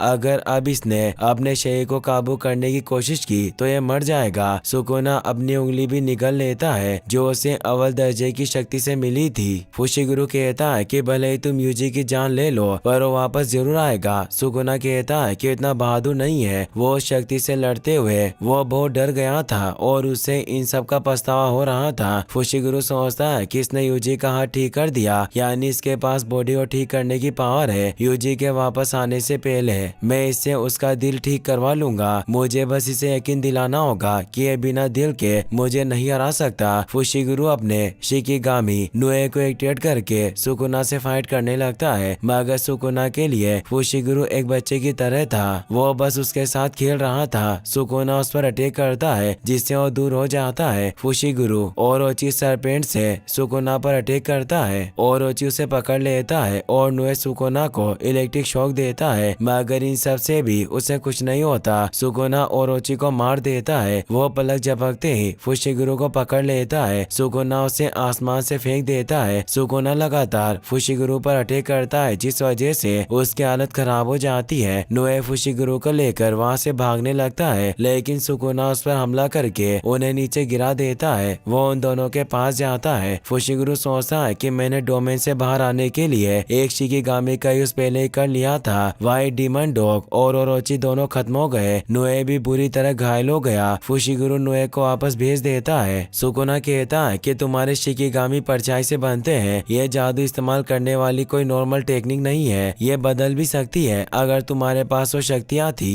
तो तुम सेंटर से क्यों भागे? कुछ भी हो जाए, लेकिन तुम अपनी शक्ति से यूजी के दिल को ठीक नहीं कर सकते। इसके लिए अपनी जान मत गवाओ। ये सब सुनकर फुशिगुरु अपनी बहन सुमिकी के बारे में सोचता है। वो कहता है कि वो बहुत अच्छी थी, लेकिन फिर भी उसे सिर्फ दर्द मिला। मेरा बाप जिसने मुझे मेगुमी नाम देते हुए सोचा भी नहीं कि मैं एक लड़का हूँ, वो अभी भी कहीं दूर मजे में अपनी जिंदगी जी रहा होगा। फिर फुशिगुरु कहता है कि इस दुनिया में कोई किसी का नहीं है, इसमें किसी के साथ इंसाफ नहीं होता। कर्मों का फल अपने आप ही मिलता है। बुरे लोगों को सिर्फ कानूनी सजा दे सकता है। जुजुत्सु जादूगर भी इस बदले और सजा के सिस्टम का हिस्सा है। मैं बस चाहता हूँ कि अच्छे लोगों का भला हो, इसीलिए मैं ज्यादा से ज्यादा लोगों को बचाता हूँ। यह कहकर फुशिगुरु अपने पावर एक्टिवेट कर लेता है। सुकुना कहता है कि इसीलिए तुम लोगों को बचाते हो, यह बहुत अच्छी बात है। अब मैं देखना चाहता हूँ कि तुम क्या कर सकते हो। फुशिगुरु यूजी से कहता है कि मेरी जान दांव पर लगी थी, लेकिन मैं तुम जैसे अच्छे इंसान को मरने नहीं दे सकता था। मैंने तुम्हें मेरी खुशी के लिए बचाया था। मैं कोई हीरो नहीं, एक जुजुत्सु जादूगर हूँ, इसीलिए मुझे तुम्हें बचाने का कोई पछतावा नहीं है। ये सब बातें सुनकर यूजी अपनी बॉडी को कंट्रोल करके बाहर आ जाता है। वो कहता है कि तुम काफी स्मार्ट हो, तुमने एकदम सही फैसला लिया। यूजी की बॉडी से बहुत सारा खून बह जाता है। वो कहता है कि मेरा वक्त आ गया है, अब तुम गोजो सर और नोबारा मुझे कभी परेशान नहीं कर पाओगे। ये कहते यूजी की डेथ हो जाती है। इससे फुशिगुरु बहुत दुखी होता है। यूजी की डेड बॉडी को जुजुत्सु हाई में लेकर जाते हैं। वहाँ इजिची गोजो को बताता है कि मैंने उन तीनों को अव्वल दर्जे की शक्ति से फाइट करने से मना किया था। गोजो कहता है कि यह सब एक सोची समझी साजिश थी। मैंने हमारे सीनियर से बहस करके यूजी की मौत की सजा टलवा दी थी, मगर कुछ सीनियर को इस चीज से दिक्कत थी। जब मैं यहाँ नहीं था, उन्होंने उस अव्वल दर्जे की शक्ति का फायदा उठाया और धोखे से यूजी को मरवा दिया। अगर बाकी दोनों स्टूडेंट भी मर जाते तो मैं बुरी तरह फंस जाता और वो लोग मुझे स्कूल से निकाल देते। ये किसी एक की गलती नहीं है। अब मुझे उन सभी सीनियर्स को मारना होगा। यह सुनकर इजिची घबरा जाता है। तभी डॉक्टर शोको वहाँ आती है। वो गोजो से कहती है कि तुम कभी इतने सीरियस नहीं होते, शायद तुम यूजी को पसंद करते थे। इसमें इजिची की कोई गलती नहीं है, तुम इसे परेशान मत करो। यह सुनकर इजिची बहुत खुश होता है क्योंकि वो शोको को पसंद करता था। उसके बाद शोको यूजी को चेक करने लगती है। दूसरी तरफ हम नोबारा और फुशिगुरु को देखते हैं। दोनों यूजी की डेथ की वजह से काफी दुखी थे। वो उसके बारे में बातें कर रहे थे। तभी सेकंड ईयर की स्टूडेंट माकी जेनिन वहाँ आती है। वो फुशिगुरु से पूछती है कि आज तुम इतने उदास क्यों हो, क्या कोई मर गया है। सेकंड ईयर का स्टूडेंट पांडाव से बताता है कि कल एक फर्स्ट ईयर स्टूडेंट की डेथ हो गई, इसीलिए दोनों इतने उदास है। ये सुनकर माकी को बहुत गुस्सा आता है। वो कहती है कि तुमने मुझे पहले क्यों नहीं बताया। अब इन दोनों को लगेगा कि मैं पत्थर दिल इंसान हूँ। नोबारा फुशिगुरु से पूछती है कि ये तीनों कौन है। वो बताता है कि हमारे सेकंड ईयर के सीनियर्स है। माकी जेनिन ये कर्स टूल्स यानी श्रापित औजारों को यूज करने में माहिर है। टोगी इनुमाकी ये कर्स स्पीच यानी श्रापित मंत्रों का यूज करते हैं। ये सिर्फ रॉयल बॉल्स के इंग्रेडिएंट्स बोलकर बात करते हैं ताकि इनकी कर्स स्पीच से किसी को प्रॉब्लम ना हो। और यह पांडा, इनके अलावा एक और स्टूडेंट है जिनका नाम यूटा ओकोसु है। सिर्फ मैं उन्हीं की सच्चे दिल से इज्जत करता हूँ, लेकिन अब वो दूसरी जगह है। पांडा कहता है कि हम तुम्हें इतने बुरे वक्त में परेशान कर रहे हैं, इसीलिए हमें माफ कर देना। पर क्या तुम Kyoto sister school exchange event में हिस्सा लेना चाहोगे। नोबारा को इस इवेंट के बारे में कुछ भी नहीं पता था। फुशिगुरु से बताता है कि दूसरे जुजुत्सु स्कूल के साथ होने वाला सपोर्ट इवेंट है। फुशिगुरु पूछता है कि लेकिन उसमें तो सिर्फ सेकंड और थर्ड ईयर के स्टूडेंट हिस्सा ले सकते हैं, तो आप हमें हिस्सा लेने के लिए क्यों कह रहे हैं। माकी बताती है कि थर्ड ईयर वालों को अभी स्कूल से सस्पेंड किया गया, इसीलिए अब तुम्हें हिस्सा लेना होगा। पांडा बताता है कि एक्सचेंज इवेंट में टोक्यो और क्योटो के प्रिंसिपल्स एक एक कॉम्पिटिशन तय करते हैं और स्टूडेंट्स के बीच 2 दिन का मुकाबला होता है, लेकिन ऐसा सिर्फ रिकॉर्ड में लिखा जाता है। जबकि हर साल पहले दिन टीम बैटल्स होती है और दूसरे दिन सिगले बैटल्स। नोबारा कहती है कि इसका मतलब हम दूसरे जुजुत्सु जादूगरों से फाइट करेंगे। माकी कहती है कि उसे जुजुत्सु बैटल कहते हैं, जिसमें जान लेने के अलावा सब कुछ कर सकते हैं। पांडा कहता है कि हम तुम्हें अच्छे तरीके से ट्रेन करेंगे ताकि तुम मारे ना जाओ। वो ये भी बताता है कि सर्दियों से लेकर बसंत के मौसम की शुरुआत तक लोग बहुत उदास रहते हैं, जिससे श्राप पैदा होते हैं, इसीलिए हम उस वक्त बिजी रहते हैं। लेकिन अभी हमारे पास बहुत वक्त है। नोबारा और फुशिगुरु इसके लिए तैयार हो जाते हैं क्योंकि वो दोनों ज्यादा ताकतवर बनना चाहते थे। वो दोनों कहते हैं कि अगर ट्रेनिंग और इवेंट बेकार हुआ तो हम उसे छोड़कर आ जाएंगे। दूसरी तरफ हम सुगुरु गेटो को देखते हैं। वो 3 अव्वल दर्जे के श्रापों के साथ था, जिनका नाम जोगो, हनामी और डेगोन था। जोगो गेटो से पूछता है कि तुमने उस श्रापित शक्ति को सुकुना की उंगली क्यों दी थी। वो बताता है कि मुझे उससे कुछ जरूरी चीजों के बारे में पता चला, इसीलिए मैंने उसे उंगली दी थी। फिर चारों एक रेस्टोरेंट में जाते हैं। गेटो के अलावा उन तीनों को कोई कोई नहीं देख पा रहा था क्योंकि हर कोई शराबी शक्तियों को नहीं देख सकता था। गेटो कहता है कि तुम्हारा बॉस दुनिया पर इंसानों की जगह शराबी शक्तियों का राज क्यों बनाना चाहता है। जो वो कहता है कि इंसान झूठे और फरेबी होते हैं। वो चाहे जितने भी अच्छे काम करे या अच्छे इमोशंस दिखाए, वो कभी भी पूरा सच नहीं होता। जबकि बुरे इमोशंस जैसे नफरत और दुश्मनी में हमेशा सच्चाई होती है क्योंकि वो चीजें अंदर से निकलती है। हम शराबी शक्तियाँ उन इमोशन से पैदा होते हैं, इसी वजह से हम सच्चे और शुद्ध होते हैं। झूठे इंसानों को जीने का कोई हक नहीं है, इसीलिए हम दुनिया पर शराबी शक्तियाँ राज करना चाहते हैं, लेकिन जुजुत्सु के जादूगर हमें मार देते हैं। इसीलिए मैं तुमसे पूछने आया हूँ कि जुजुत्सु जादूगरों को हमें खत्म करने से कैसे रोका जाए। गेटो कहता है कि जुजुत्सु जादूगरों को हराने के लिए तुम्हें कुछ ऐसा करना होगा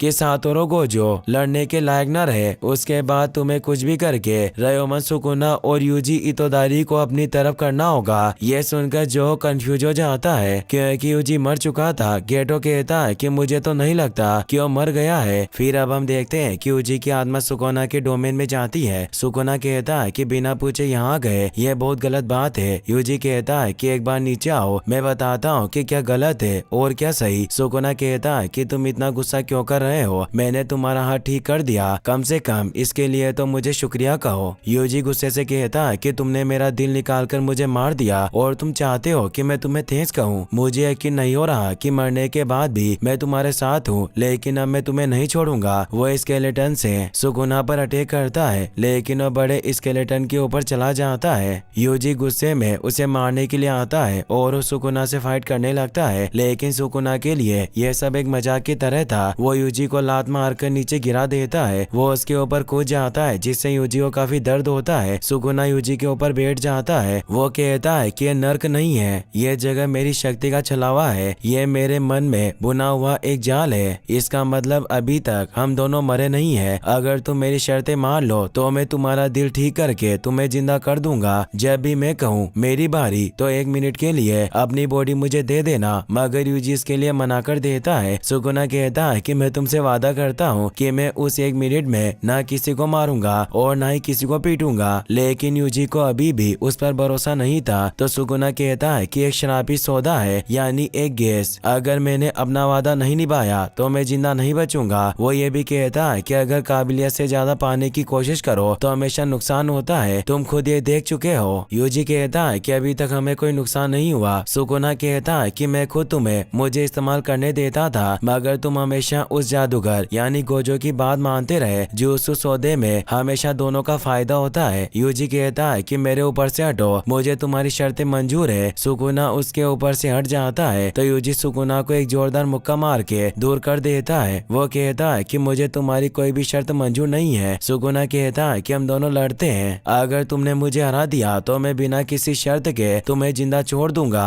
अगर मैं जीता तो तुम मेरी शर्त मानकर फिर से जिंदा होगे। ये सुनकर यूजी बहुत खुश होता है। वो कहता है कि मैं तुम्हें इतना मारूंगा कि तुम हमेशा याद रखोगे। सुकुना पलक झपकते ही यूजी का सर काट देता है। फिर हम गोजो को देखते हैं। वो इजिची से कहता है कि मुझे टीचर बनना पसंद नहीं था, फिर भी मैंने जुजुत्सु आई में पढ़ने का काम किया क्योंकि मेरा एक सपना है। यूजी के मामले में तुमने देखा कि जुजुत्सु की दुनिया में सबसे ऊपर कैसे लोग हैं, जैसे समझदार बेवकूफ, चालबाज बेवकूफ, घमंडी बेवकूफ और पूरे बेवकूफ। यहाँ हर तरफ कचरा है और मुझे जुजुत्सु की दुनिया से इस कचरे को साफ करना है। सभी ऊंची रैंक वाले को खत्म करना आसान होता है, लेकिन उसके बाद दूसरे लोग उनकी जगह ले लेते हैं, जिससे कोई बदलाव नहीं होता। अगर फिर भी मैं ऐसा करता तो कोई भी मेरा साथ नहीं देता। इस वजह से मैंने टीचर बनने का फैसला किया ताकि मैं भविष्य में ताकतवर और काबिल लीडर बन सकूं। मेरे सारे स्टूडेंट्स बहुत टैलेंटेड हैं, खासकर 3rd ईयर का हकारी और 2nd ईयर का यूटा ओकोसु। वो दोनों एक दिन मेरे जैसे भी बन सकते हैं। यूजी भी उनकी तरह था, मगर उन लोगों ने उसे मरवा दिया। शोको यूजी का पोस्टमार्टम करने वाली थी, तभी यूजी उठ जाता है। उसे देखकर इजिची बहुत डर जाता है। गोजो और यूजी एक दूसरे को देखकर बहुत खुश होते हैं। गोजो शोको से कहता है कि तुम यूजी की रिपोर्ट चेंज मत करना, उसे रिकॉर्ड में मरा ही रहने देना ताकि फिर से कोई उसे मारने की कोशिश ना करे। एक्सचेंज इवेंट तक मैं उसे ट्रेनिंग दूंगा और इवेंट में सबको उसके बारे में बता दूंगा। फिर हम उस रेस्टोरेंट का सीन देखते हैं जहाँ गेटो उन श्रापित आत्माओं के साथ बैठा था। एक वेटर उन श्रापित शक्तियों को देख पा रहा था। वो सोचता है कि मैं अपनी कमाई से पैसे बचाता रहा ताकि अपनी 4 छोटी बहनों को कॉलेज भेज सकूं। अगर मैं उस टेबल के पास गया तो मैं मर जाऊंगा। तभी मैनेजर उस वेटर को गेटो का ऑर्डर लेने के लिए कहता है, लेकिन वो अपनी जॉब छोड़कर वहाँ से भाग जाता है। जो वो गेटो से कहता है कि अगर हम सब मिलकर गोजो पर अटैक करें तो उसे मार सकते हैं। गेटो कहता है कि वो बचकर भाग जाएगा या वो तुम सबको मार देगा। तुम्हें एक प्रिजन रियल में यानी शाबी जेल में उसे कैद करना होगा। यह सुनकर जोगो बहुत एक्साइटेड हो जाता है, जिस वजह से वहाँ बहुत गर्मी बढ़ जाती है क्योंकि जोगो के सर पर एक वोल्केनो था। जोगो एक डिजास्टर फ्लेम कर्स था। रेस्टोरेंट का मैनेजर गेटो की टेबल के पास आता है, लेकिन जोगो की वोल्केनो की वजह से उसकी पूरी बॉडी जल जाती है। यह देखकर सब लोग डर जाते हैं। जोगो अपनी पावर से एक एक करके उन लोगों को जला देता है। एक लड़की वहाँ से भागने की कोशिश करती है पर वो उसे भी जलाकर मार डालता है। जोगो गेटो से पूछता है कि मुझ में सुकुना की कितनी उंगलियों की ताकत होगी। वो कहता है कि कम से कम 8 से 9 उंगलियों की ताकत होगी। जोगो कहता है कि तो तुम मुझे वो प्रिजन रियल में दे दो, मैं उसे संभाल कर रखूंगा। उसके बदले में गोजो को खत्म कर दूंगा। फिर हम फुशिगुरु को देखते हैं। वो तदाशी की मोम के पास जाता है। वो लड़का जिसे अव्वल दर्जे की शाबी शक्ति ने सेंटर में मार दिया था। फुशिगुरु ने बताता है कि जब तक हम उस सेंटर के अंदर पहुंचे तब तक आपका बेटा मर गया था। मेरा मानना था कि उन लोगों में से कोई भी बचने के लायक नहीं है, लेकिन मेरा दोस्त उन्हें बचाना चाहता था। यूजी उसकी लाश वापस लाने की कोशिश कर रहा था पर उसमें कामयाब नहीं हो पाया। फुशिगुरु ने तदाशी का नेम बेच देता है जो उसने सेंटर से निकलते वक्त लिया था। वो कहता है कि मुझे अफसोस है कि हम आपके बेटे को नहीं बचा पाए, इसके लिए मुझे माफ कर देना। वो कहती है कि तुम्हें माफी मांगने की जरूरत नहीं है क्योंकि मेरे अलावा मेरी बेटी की मौत पर कोई नहीं रोएगा। वो जोर जोर से रोने लगती है। फिर फुशिगुरु ट्रेनिंग करने के लिए ग्राउंड में जाता है। वहाँ नोबारा सेकंड ईयर के सीनियर के साथ ट्रेनिंग कर रही थी। माँ की फुशिगुरु से कहती है कि 1.5 महीने में एक्सचेंज इवेंट होने वाला है, इसीलिए हमें बहुत मेहनत करनी होगी। माँ की उसे एक स्टिक चलाने के लिए देती है। फुशिगुरु कहता है कि मैं जानता हूँ कि आमने सामने की लड़ाई में हथियार काफी काम में आते हैं, लेकिन मुझे अपनी शाबी टेक्निक यूज करने के लिए मेरे दोनों हाथों का इस्तेमाल करना पड़ता है, इसीलिए मैं हथियारों का यूज नहीं कर पाऊंगा। पांडा कहता है कि कुछ जादूगर उन शाबित आत्माओं को अपने साथ रखते हैं जो श्रापित औजारों को अपने पास रखती है। माँ की कहती है कि उन्हें काबू करने में बहुत वक्त लगता है और फुशिगुरु ये नहीं कर पाएगा। यह सब सुनकर फुशिगुरु को सुकुना की बात याद आती है। उसने कहा था कि तुम्हारे पास तो शक्तियाँ हैं तो तुम भागे क्यों। फुशिगुरु सोचता है कि क्या सुकुना को लगता है कि मेरे अंदर अव्वल दर्जे की शक्ति से लड़ने की ताकत है। फुशिगुरु अपने हाथ को परछाई की मदद से जमीन के अंदर ले जाता है। वो कहता है कि मैं शाबी शक्ति को अपने पास रख सकता हूँ। फिर हम गोजो को देखते हैं। वो यूजी से कहता है कि क्लोज कॉम्बैट में तुम दूसरे लोगों से बहुत अच्छे हो, अब तुम्हें शाबी शक्ति का इस्तेमाल सीखना होगा। यह सुनकर यूजी बहुत खुश होता है क्योंकि खुद गोजो उसे सिखा रहा था। यूजी कहता है कि मैं कमजोर हूँ और किसी को भी बचा नहीं सकता, इसीलिए मुझे ताकतवर बनना है। गोजो दो ड्रिंक केन्स को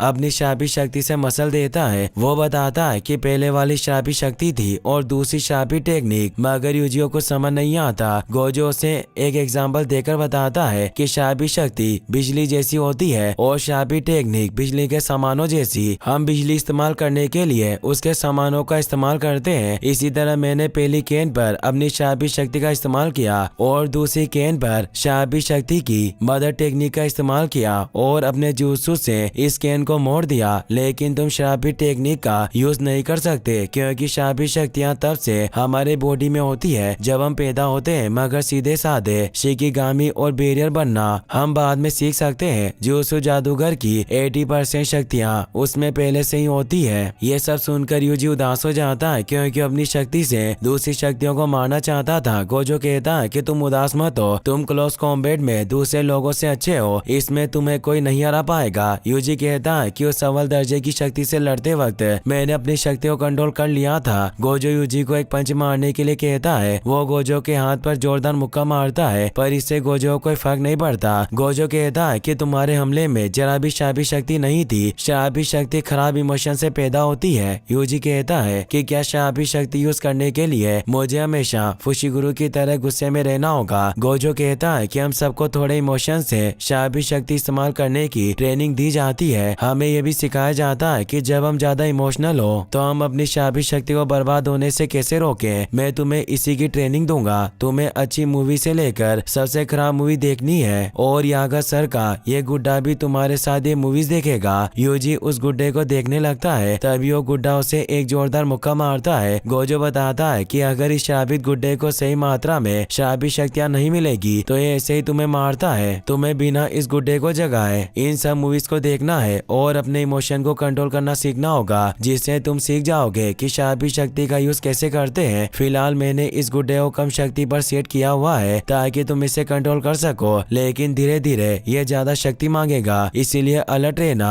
यूजी मूवीज देखने लगता है। वो मूवी देखते हुए कोल्ड ड्रिंक पीने लगता है। तभी वो श्रापित गुड्डा उसे एक मुक्का मारता है। गोजो उसे कोल्ड ड्रिंक पीने से मना कर देता है। गोजो यूजी से पूछता है कि जब तुम मरे हुए थे तब क्या तुमने सुकुना से बात की थी या उसने तुम्हारे साथ कोई सौदा किया था। यूजी कहता है कि उसने मुझसे बात की थी लेकिन मुझे कुछ याद नहीं आ रहा। यह सुनकर गोजो वहाँ से चला जाता है। फिर गोजो इजिची के साथ कार में जा रहा था। तभी गोजो को कुछ महसूस होता है। वो गाड़ी से उतरकर इजिची को वहाँ से भेज देता है। गोजो कहता है कि अब तुम आ सकते हो। तभी जोगो वहाँ जाता है। फिर अब हम देखते हैं कि जोगो एक वोल्केनो से गोजो पर पावरफुल अटैक करता है। इससे जोगो को लगता है कि इस अटैक से गोजो मर गया। वो हंसने लगता है, लेकिन गोजो को उस अटैक से खरोच भी नहीं आती क्योंकि उसके इन्फिनिटी टेक्निक थी, जिस वजह से कोई भी चीज बिना गोजो की मर्जी के उसे टच नहीं कर सकती थी। गोजो सोचता है कि एक श्रापित शक्ति है पर एकदम सही तरीके से बात कर सकता है। इसके वार में बेहिसाब श्रापित शक्ति थी। ये एक अनजान अव्वल दर्जे की श्रापित शक्ति है। ये अभी वाले सुकुना से भी ज्यादा ताकतवर है। जब मैं जंगल में आया उसके बाद इसने मुझ पर अटैक किया।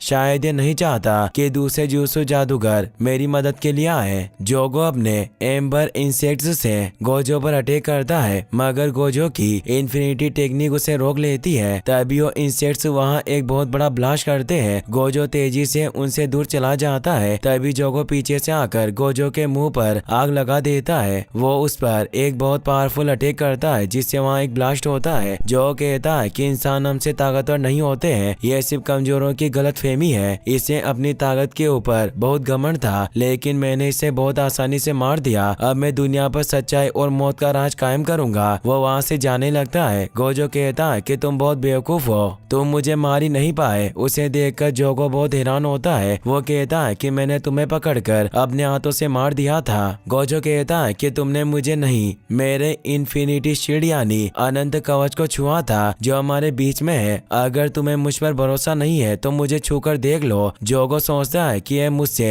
लड़ नहीं रहा, मैं देखता हूँ आखिर ये करना क्या चाहता है। वो जाकर गोजो के हाथ को छूने की कोशिश करता है, पर उसका हाथ गोजो के हाथ के पास जाकर रुक जाता है। जोगो कहता है कि मैं इसे छू क्यों नहीं पा रहा, मैं इसके पास आते ही रुक जाता हूँ। क्या यही इन्फिनिटी है? गोजो कहता है कि तुम रोक नहीं रहे हो, पर तुम मेरे जितने पास आओगे उतने धीरे हो जाओगे। गोजो जोगो का हाथ पकड़ लेता है, जिससे उसे काफी तकलीफ होती है। जोगो सोचता है कि इसकी बॉडी पूरी तरह श्रापित शक्ति से भरी हुई है और ये बहुत ही ज्यादा तेज है। गोजो जोगो को पकड़कर बहुत मारता है। वो किक मारकर उसे हवा में उड़ा देता है। गोजो कहता है कि याद रखना, इन्फिनिटी हर जगह होती है, बस मेरा जुत्सु से सामने लाकर असली बनाता है। कन्वर्जेंस, डाइवर्जेंस, इन शक्तियों के मिलने की जगह पर छूने से क्या होता है? गोजो अपनी कस्ड टेक्निक रिवर्सल रेट से गोजो पर एक बहुत ही ज्यादा पावरफुल अटैक करता है, जिससे वहाँ बहुत खतरनाक ब्लास्ट होता है, जिस वजह से जोगो बहुत दूर जाकर जंगल में गिरता है। वो डरकर वहाँ से भागने लगता है, लेकिन गोजो तेजी से वहाँ जाता है। वो जोगो को उसे पीटने लगता है। जोगो उस पर अटैक करने लगता है, पर गोजो उसे लात मारकर तालाब में गिरा देता है, जिससे जोगो को बहुत दर्द होता है। इतने वक्त में गोजो यूजी के पास जाता है। वो वहाँ शांति से बैठकर मूवीज देख रहा था और उसने अपने इमोशंस को कंट्रोल करना भी सीख लिया था। उसे देखकर गोजो भी काफी हैरान था। वो अचानक यूजी को बुलाता है, पर फिर भी उसकी श्रापित शक्ति नहीं बदलती। गोजो सोचता है कि ध्यान भटकाने पर भी इसकी शक्ति नहीं बदली, यह जल्द ही सारी शक्तियों के बारे में सीख जाएगा, फिर हम अगले स्टेज पर जा सकेंगे। वो यूजी से कहता है कि अभी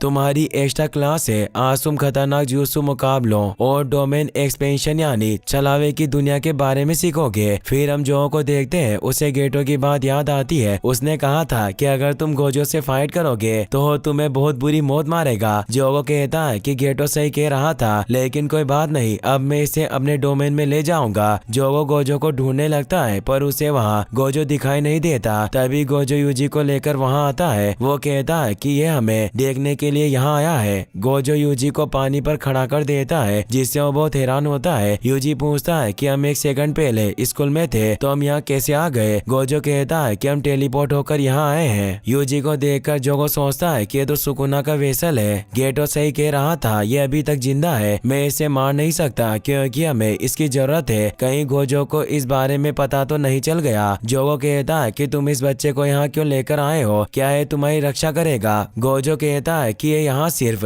हमें देखने के लिए आया है। मुझे इसे बहुत सारी चीजें सिखानी है। तुम इस पर ध्यान मत दो और बस मुझसे लड़ते रहो। जोगो कहता है कि एक बच्चे को यहाँ लाकर तुमने बहुत बड़ी गलती कर दी। तुम एकदम बेवकूफ हो। गोजो हंसते हुए कहता है कि इससे कुछ नहीं होगा क्योंकि तुम इतने कमजोर जो हो। इस बात से जोगो को बहुत गुस्सा आता है, जिससे उसके कान और सर से लावा निकलने लगता है। यूजी सोचता है कि राक्षस बिल्कुल भी कमजोर नहीं लग रहा, बल्कि ये तो उन सब शराबों से कहीं ज्यादा ताकतवर है जिनका मैंने अभी तक सामना किया। गोजो यूजी से कहता है कि तुम डरो मत, तुम्हें कुछ नहीं होगा, तुम बस मेरे पास रहना। जोगो उन दोनों को अपने domain expansion coffin of iron mountains में ले जाता है, जहाँ हर तरफ खोलता हुआ लावा था। उसे देखकर यूजी घबरा जाता है। गोजो से बताता है कि डोमेन एक्सपेंशन यानी छलावे की दुनिया है। हम शाबी शक्ति के इस्तेमाल से एक डोमेन बनाते हैं जिसमें सब चीजें शाबी टेक्निक से बनी होती है। जवान लड़कों की जेल में जो तुमने देखा वो एक अधूरा डोमेन था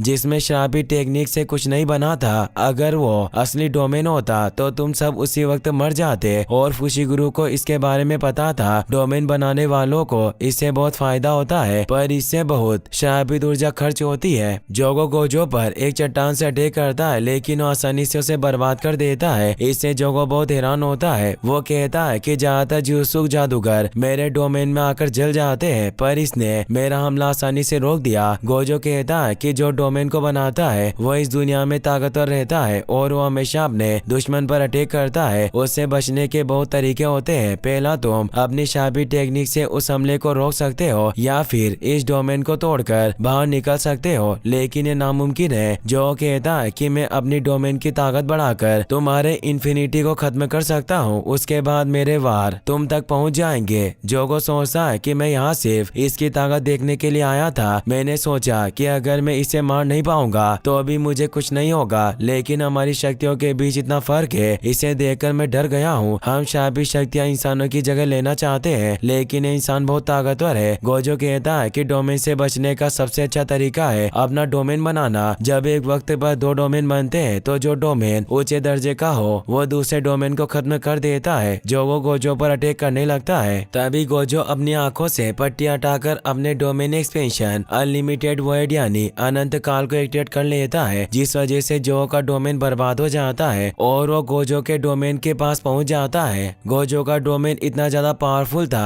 कि जोगो अपनी आंखें भी नहीं झपका पा रहा था। वो सोचता है कि मेरा डोमेन खत्म कैसे हो गया, मुझे सब चीजें दिख रही है और महसूस हो रही है, मगर मुझे कुछ समझ क्यों नहीं आ रहा, ऐसा क्यों हो रहा है, मैं इतना बेबस क्यों हूँ। गोजो जोगो को पकड़ लेता है। वो कहता है कि मेरा डोमेन लिमिटलेस है, यानी इस दुनिया की ना कोई शुरुआत है और ना कोई अंत है। मुझे तुमसे कुछ पूछना है, इसीलिए मैं तुम्हारे एक हिस्से को जिंदा छोड़ रहा हूँ। गोजो जोगो के सर को उसकी बॉडी से उखाड़ देता है। उसके बाद तीनों डोमेन से बाहर आ जाते हैं। यूजी सोचता है कि गोजो सर सच में सबसे ताकतवर जुत्सु जादूगर है, इनकी ताकत का कोई मुकाबला नहीं। गोजो जोगो से पूछता है कि तुम्हें मेरे पास किसने भेजा था। दूर से पहाड़ के ऊपर से गेटो और हनामी भी ये सब देख रहे थे। गेटो कहता है कि अब हम क्या करेंगे, क्या तुम उसे बचाना चाहते हो? अगर जुत्सु स्कूल के लोगों ने मुझे देख लिया तो दिक्कत हो जाएगी, इसीलिए मैं तो घर जा रहा हूँ, मैं तुम्हारे साथ नहीं आऊंगा। और मुझे नहीं लगता है कि तुम शाबित आत्माओं के बीच दोस्त या इमोशंस होते हैं। हनामी अपनी भाषा में कहता है हम सब साथ रहते हैं और एक दूसरे की मदद करते हैं क्योंकि आखिरकार हम ही असली इंसान है। वो जोगो को बचाने के लिए चला जाता है। गेटो कहता है कि मुझे कभी भी एक शाबी शक्ति से ऐसी उम्मीद नहीं थी। गोजो जोगो से कहता है कि तुम्हें देखकर मुझे नहीं लगता कि तुम दूसरे के ऑर्डर्स मानते होगे, क्या मुझे मारकर तुम्हारा कोई फायदा होने वाला था? जोगो गुस्से में कहता है कि मैं तुम्हें कुछ नहीं बताऊंगा। अचानक हनामी वहाँ एक तना फेंक देता है जिससे हर तरफ फूल खिल जाते हैं, जिसकी वजह से गोजो और यूजी बहुत खुश हो जाते हैं और वो भूल जाते हैं कि उन्हें श्राप से लड़ना है। दरअसल हनामी एक डिजास्टर प्लांट कर्स था जिसकी मदद से वो ये सब कर रहा था, लेकिन गोजो समझ जाता है कि एक श्राप है, वो अपने आप को ठीक करता है। तभी हनामी एक जड़ से यूजी को पकड़ लेता है। इससे गोजो का ध्यान भटक जाता है। इतनी देर में हनामी जोगो को लेकर वहाँ से भाग जाता आता है। गोजो उनके पीछे जाने लगता है तो हनामी यूजी को उस नुकीले तने पर गिराने लगता है। गोजो अपने पावर से उस तने को जला देता है और यूजी को बचा लेता है, मगर इतने वक्त में हनामी जो को लेकर वहाँ से भाग जाता है। इसके लिए यूजी गोजो से माफी मांगता है, पर उसकी बातों पर ज्यादा ध्यान नहीं देता। गोजो कहता है कि उसे लेकर भाग गया, वो खुद को छिपाने में माहिर है, वो उस वोल्केनो सर वाले से भी ज्यादा खतरनाक है। उसके जैसी श्रापी शक्ति आपस में मिल रही है, यानी वो कुछ बड़ा प्लान कर रहे हैं। गोजो यूजी से कहता है कि मैं चाहता हूँ कि तुम और तुम्हारे क्लासमेट्स इतने ताकतवर बनो कि उस शक्ति को हरा सको। यूजी सोचता है कि इतने खतरनाक राक्षस को मैं कभी नहीं हरा पाऊंगा, और मुझे तो ये भी नहीं पता चला कि यहाँ क्या चल रहा था। गोजो कहता है कि अब 1 महीने तक तुम मूवीज देखोगे और मेरे साथ लड़ाई करोगे, उसके बाद तुम कुछ मिशन पर जाओगे और फिर तुम एक्सचेंज इवेंट के लिए तैयार हो जाओगे। लेकिन यूजी को अभी तक एक्सचेंज इवेंट के बारे में पता नहीं था। गोजो उसे स्कूल में लाकर इवेंट के बारे में बता देता है। दूसरी तरफ हम गेटो को देखते हैं, वो एक रूम का गेट खोलकर अंदर चला जाता है, मगर वो उससे रूम के अंदर नहीं एक बीच पर पहुंच जाता है जहां डेगोन और महितो थे। महितो भी एक अव्वल दर्जे का श्राप था। महितो गेटो से जो के बारे में पूछता है। गेटो बताता है कि वो मरने वाला था, पर हनामी ने उसे बचा लिया। तभी हनामी जो को लेकर वहां जाता है। गेटो कहता है कि तुमने देख लिया कि गोजो कितना ताकतवर है, हम उसे सही वक्त और जगह देकर कैद करेंगे। हम ये काम 31 अक्टूबर को शिबुया में करेंगे। महितो कहता है कि हमें श्रापी शक्तियों का चालाकी से काम लेना होगा। फिर अब हम सेकंड ईयर के स्टूडेंट्स को देखते हैं। पांडा माकी से पूछता है कि तुमने फर्स्ट ईयर के स्टूडेंट को कहाँ भेजा। वो कहती है कि मैंने उन्हें कुछ काम दिया है, पर तुम्हें उनकी इतनी फिक्र क्यों हो रही है, वो कोई छोटे बच्चे नहीं है। पांडा कहता है कि इवेंट के बारे में बात करने के लिए आज क्योटो के प्रिंसिपल यहाँ आने वाले हैं, और गोजो सर अभी भी उनके सीनियर से नाराज है क्योंकि उन्होंने फर्स्ट ईयर वालों को अव्वल दर्जे की शक्ति से लड़ने भेजा था। अगर क्योटो के प्रिंसिपल गोजो सर से मिल गए तो दिक्कत हो सकती है। माकी कहती है कि सारे सीनियर सिर्फ यूजी को मारना चाहते थे और अब वो मर चुका है, मुझे नहीं लगता कि वो दूसरे स्टूडेंट्स को मारेंगे। पांडा कहता है कि एक प्रिंसिपल को अपनी इज्जत की फिक्र होती है, लेकिन उनके स्टूडेंट को इससे कोई फर्क नहीं पड़ता। इससे माकी समझ जाती है कि उसकी जुड़वा बहन माई जेनिन प्रिंसिपल के साथ वहाँ आने वाली है। माई क्योटो के जुजुत्सु स्कूल में पढ़ती थी। दोनों बहनें एक दूसरे से नफरत करती थी। वहीं हम फुशिगुरु और नोबारा को देखते हैं। उनके पास Kyoto Jujutsu school 3rd year के 2 स्टूडेंट आते हैं जिनका नाम जेनिन माई और एओई तोदो था। फुशिगुरु नोबारा को बताता है कि माई जेनिन है। माकी और ये दोनों जुड़ा बहनें हैं। फुशिगुरु माई से कहता है कि जेनिन सीनियर आप यहाँ क्या कर रही हैं? वो कहती है कि मुझे सरनेम से मत बुलाओ ताकि लोगों को पता तो चले कि मैं माकी नहीं हूँ, मुझे माई कहकर बुलाओ। तोदो कहता है कि अब ओकोत्सु और 3rd ईयर वालों की जगह हमें इन बच्चों से कंपटीशन करना होगा। माई कहती है कि हम प्रिंसिपल के साथ यहाँ आए हैं, हमें पता चला कि तुम्हारा क्लासमेट मर गया, तुम्हें काफी बुरा लगा होगा ना, या तुम्हें उससे कुछ फर्क ही नहीं पड़ता। फुशिगुरु कहता है कि तुम्हें क्या बक रही हो। माई कहती है कि यूजी को वेसल बस ऐसे ही कहा जाता था, असल में वो एक आधा शराबी शैतान था। ऐसा घिनौना राक्षस तुम्हारे साथ रहता था और अपने आप को एक जुजुत्सु जादूगर कहता था। इससे तुम्हें गुस्सा आता होगा, लेकिन अब वो मर गया है, तुम्हें अच्छा लग रहा होगा। ये सुनकर फुशिगुरु और नोबारा को बहुत गुस्सा आता है। तोदो माई से कहता है कि बेकार की बातें बंद करो, मैं यहाँ सिर्फ देखना आया हूँ कि ये लोग ओकोत्सु की जगह ले सकते हैं या नहीं। वो फुशिगुरु से पूछता है कि तुम्हें किस तरह की लड़कियां पसंद है। ये सुनकर फुशिगुरु और नोबारा चौंक जाते हैं। तोदो कहता है कि अगर मुझे तुम्हारा जवाब पसंद नहीं आया तो तुम्हें मार मार कर हॉस्पिटल पहुंचा दूंगा।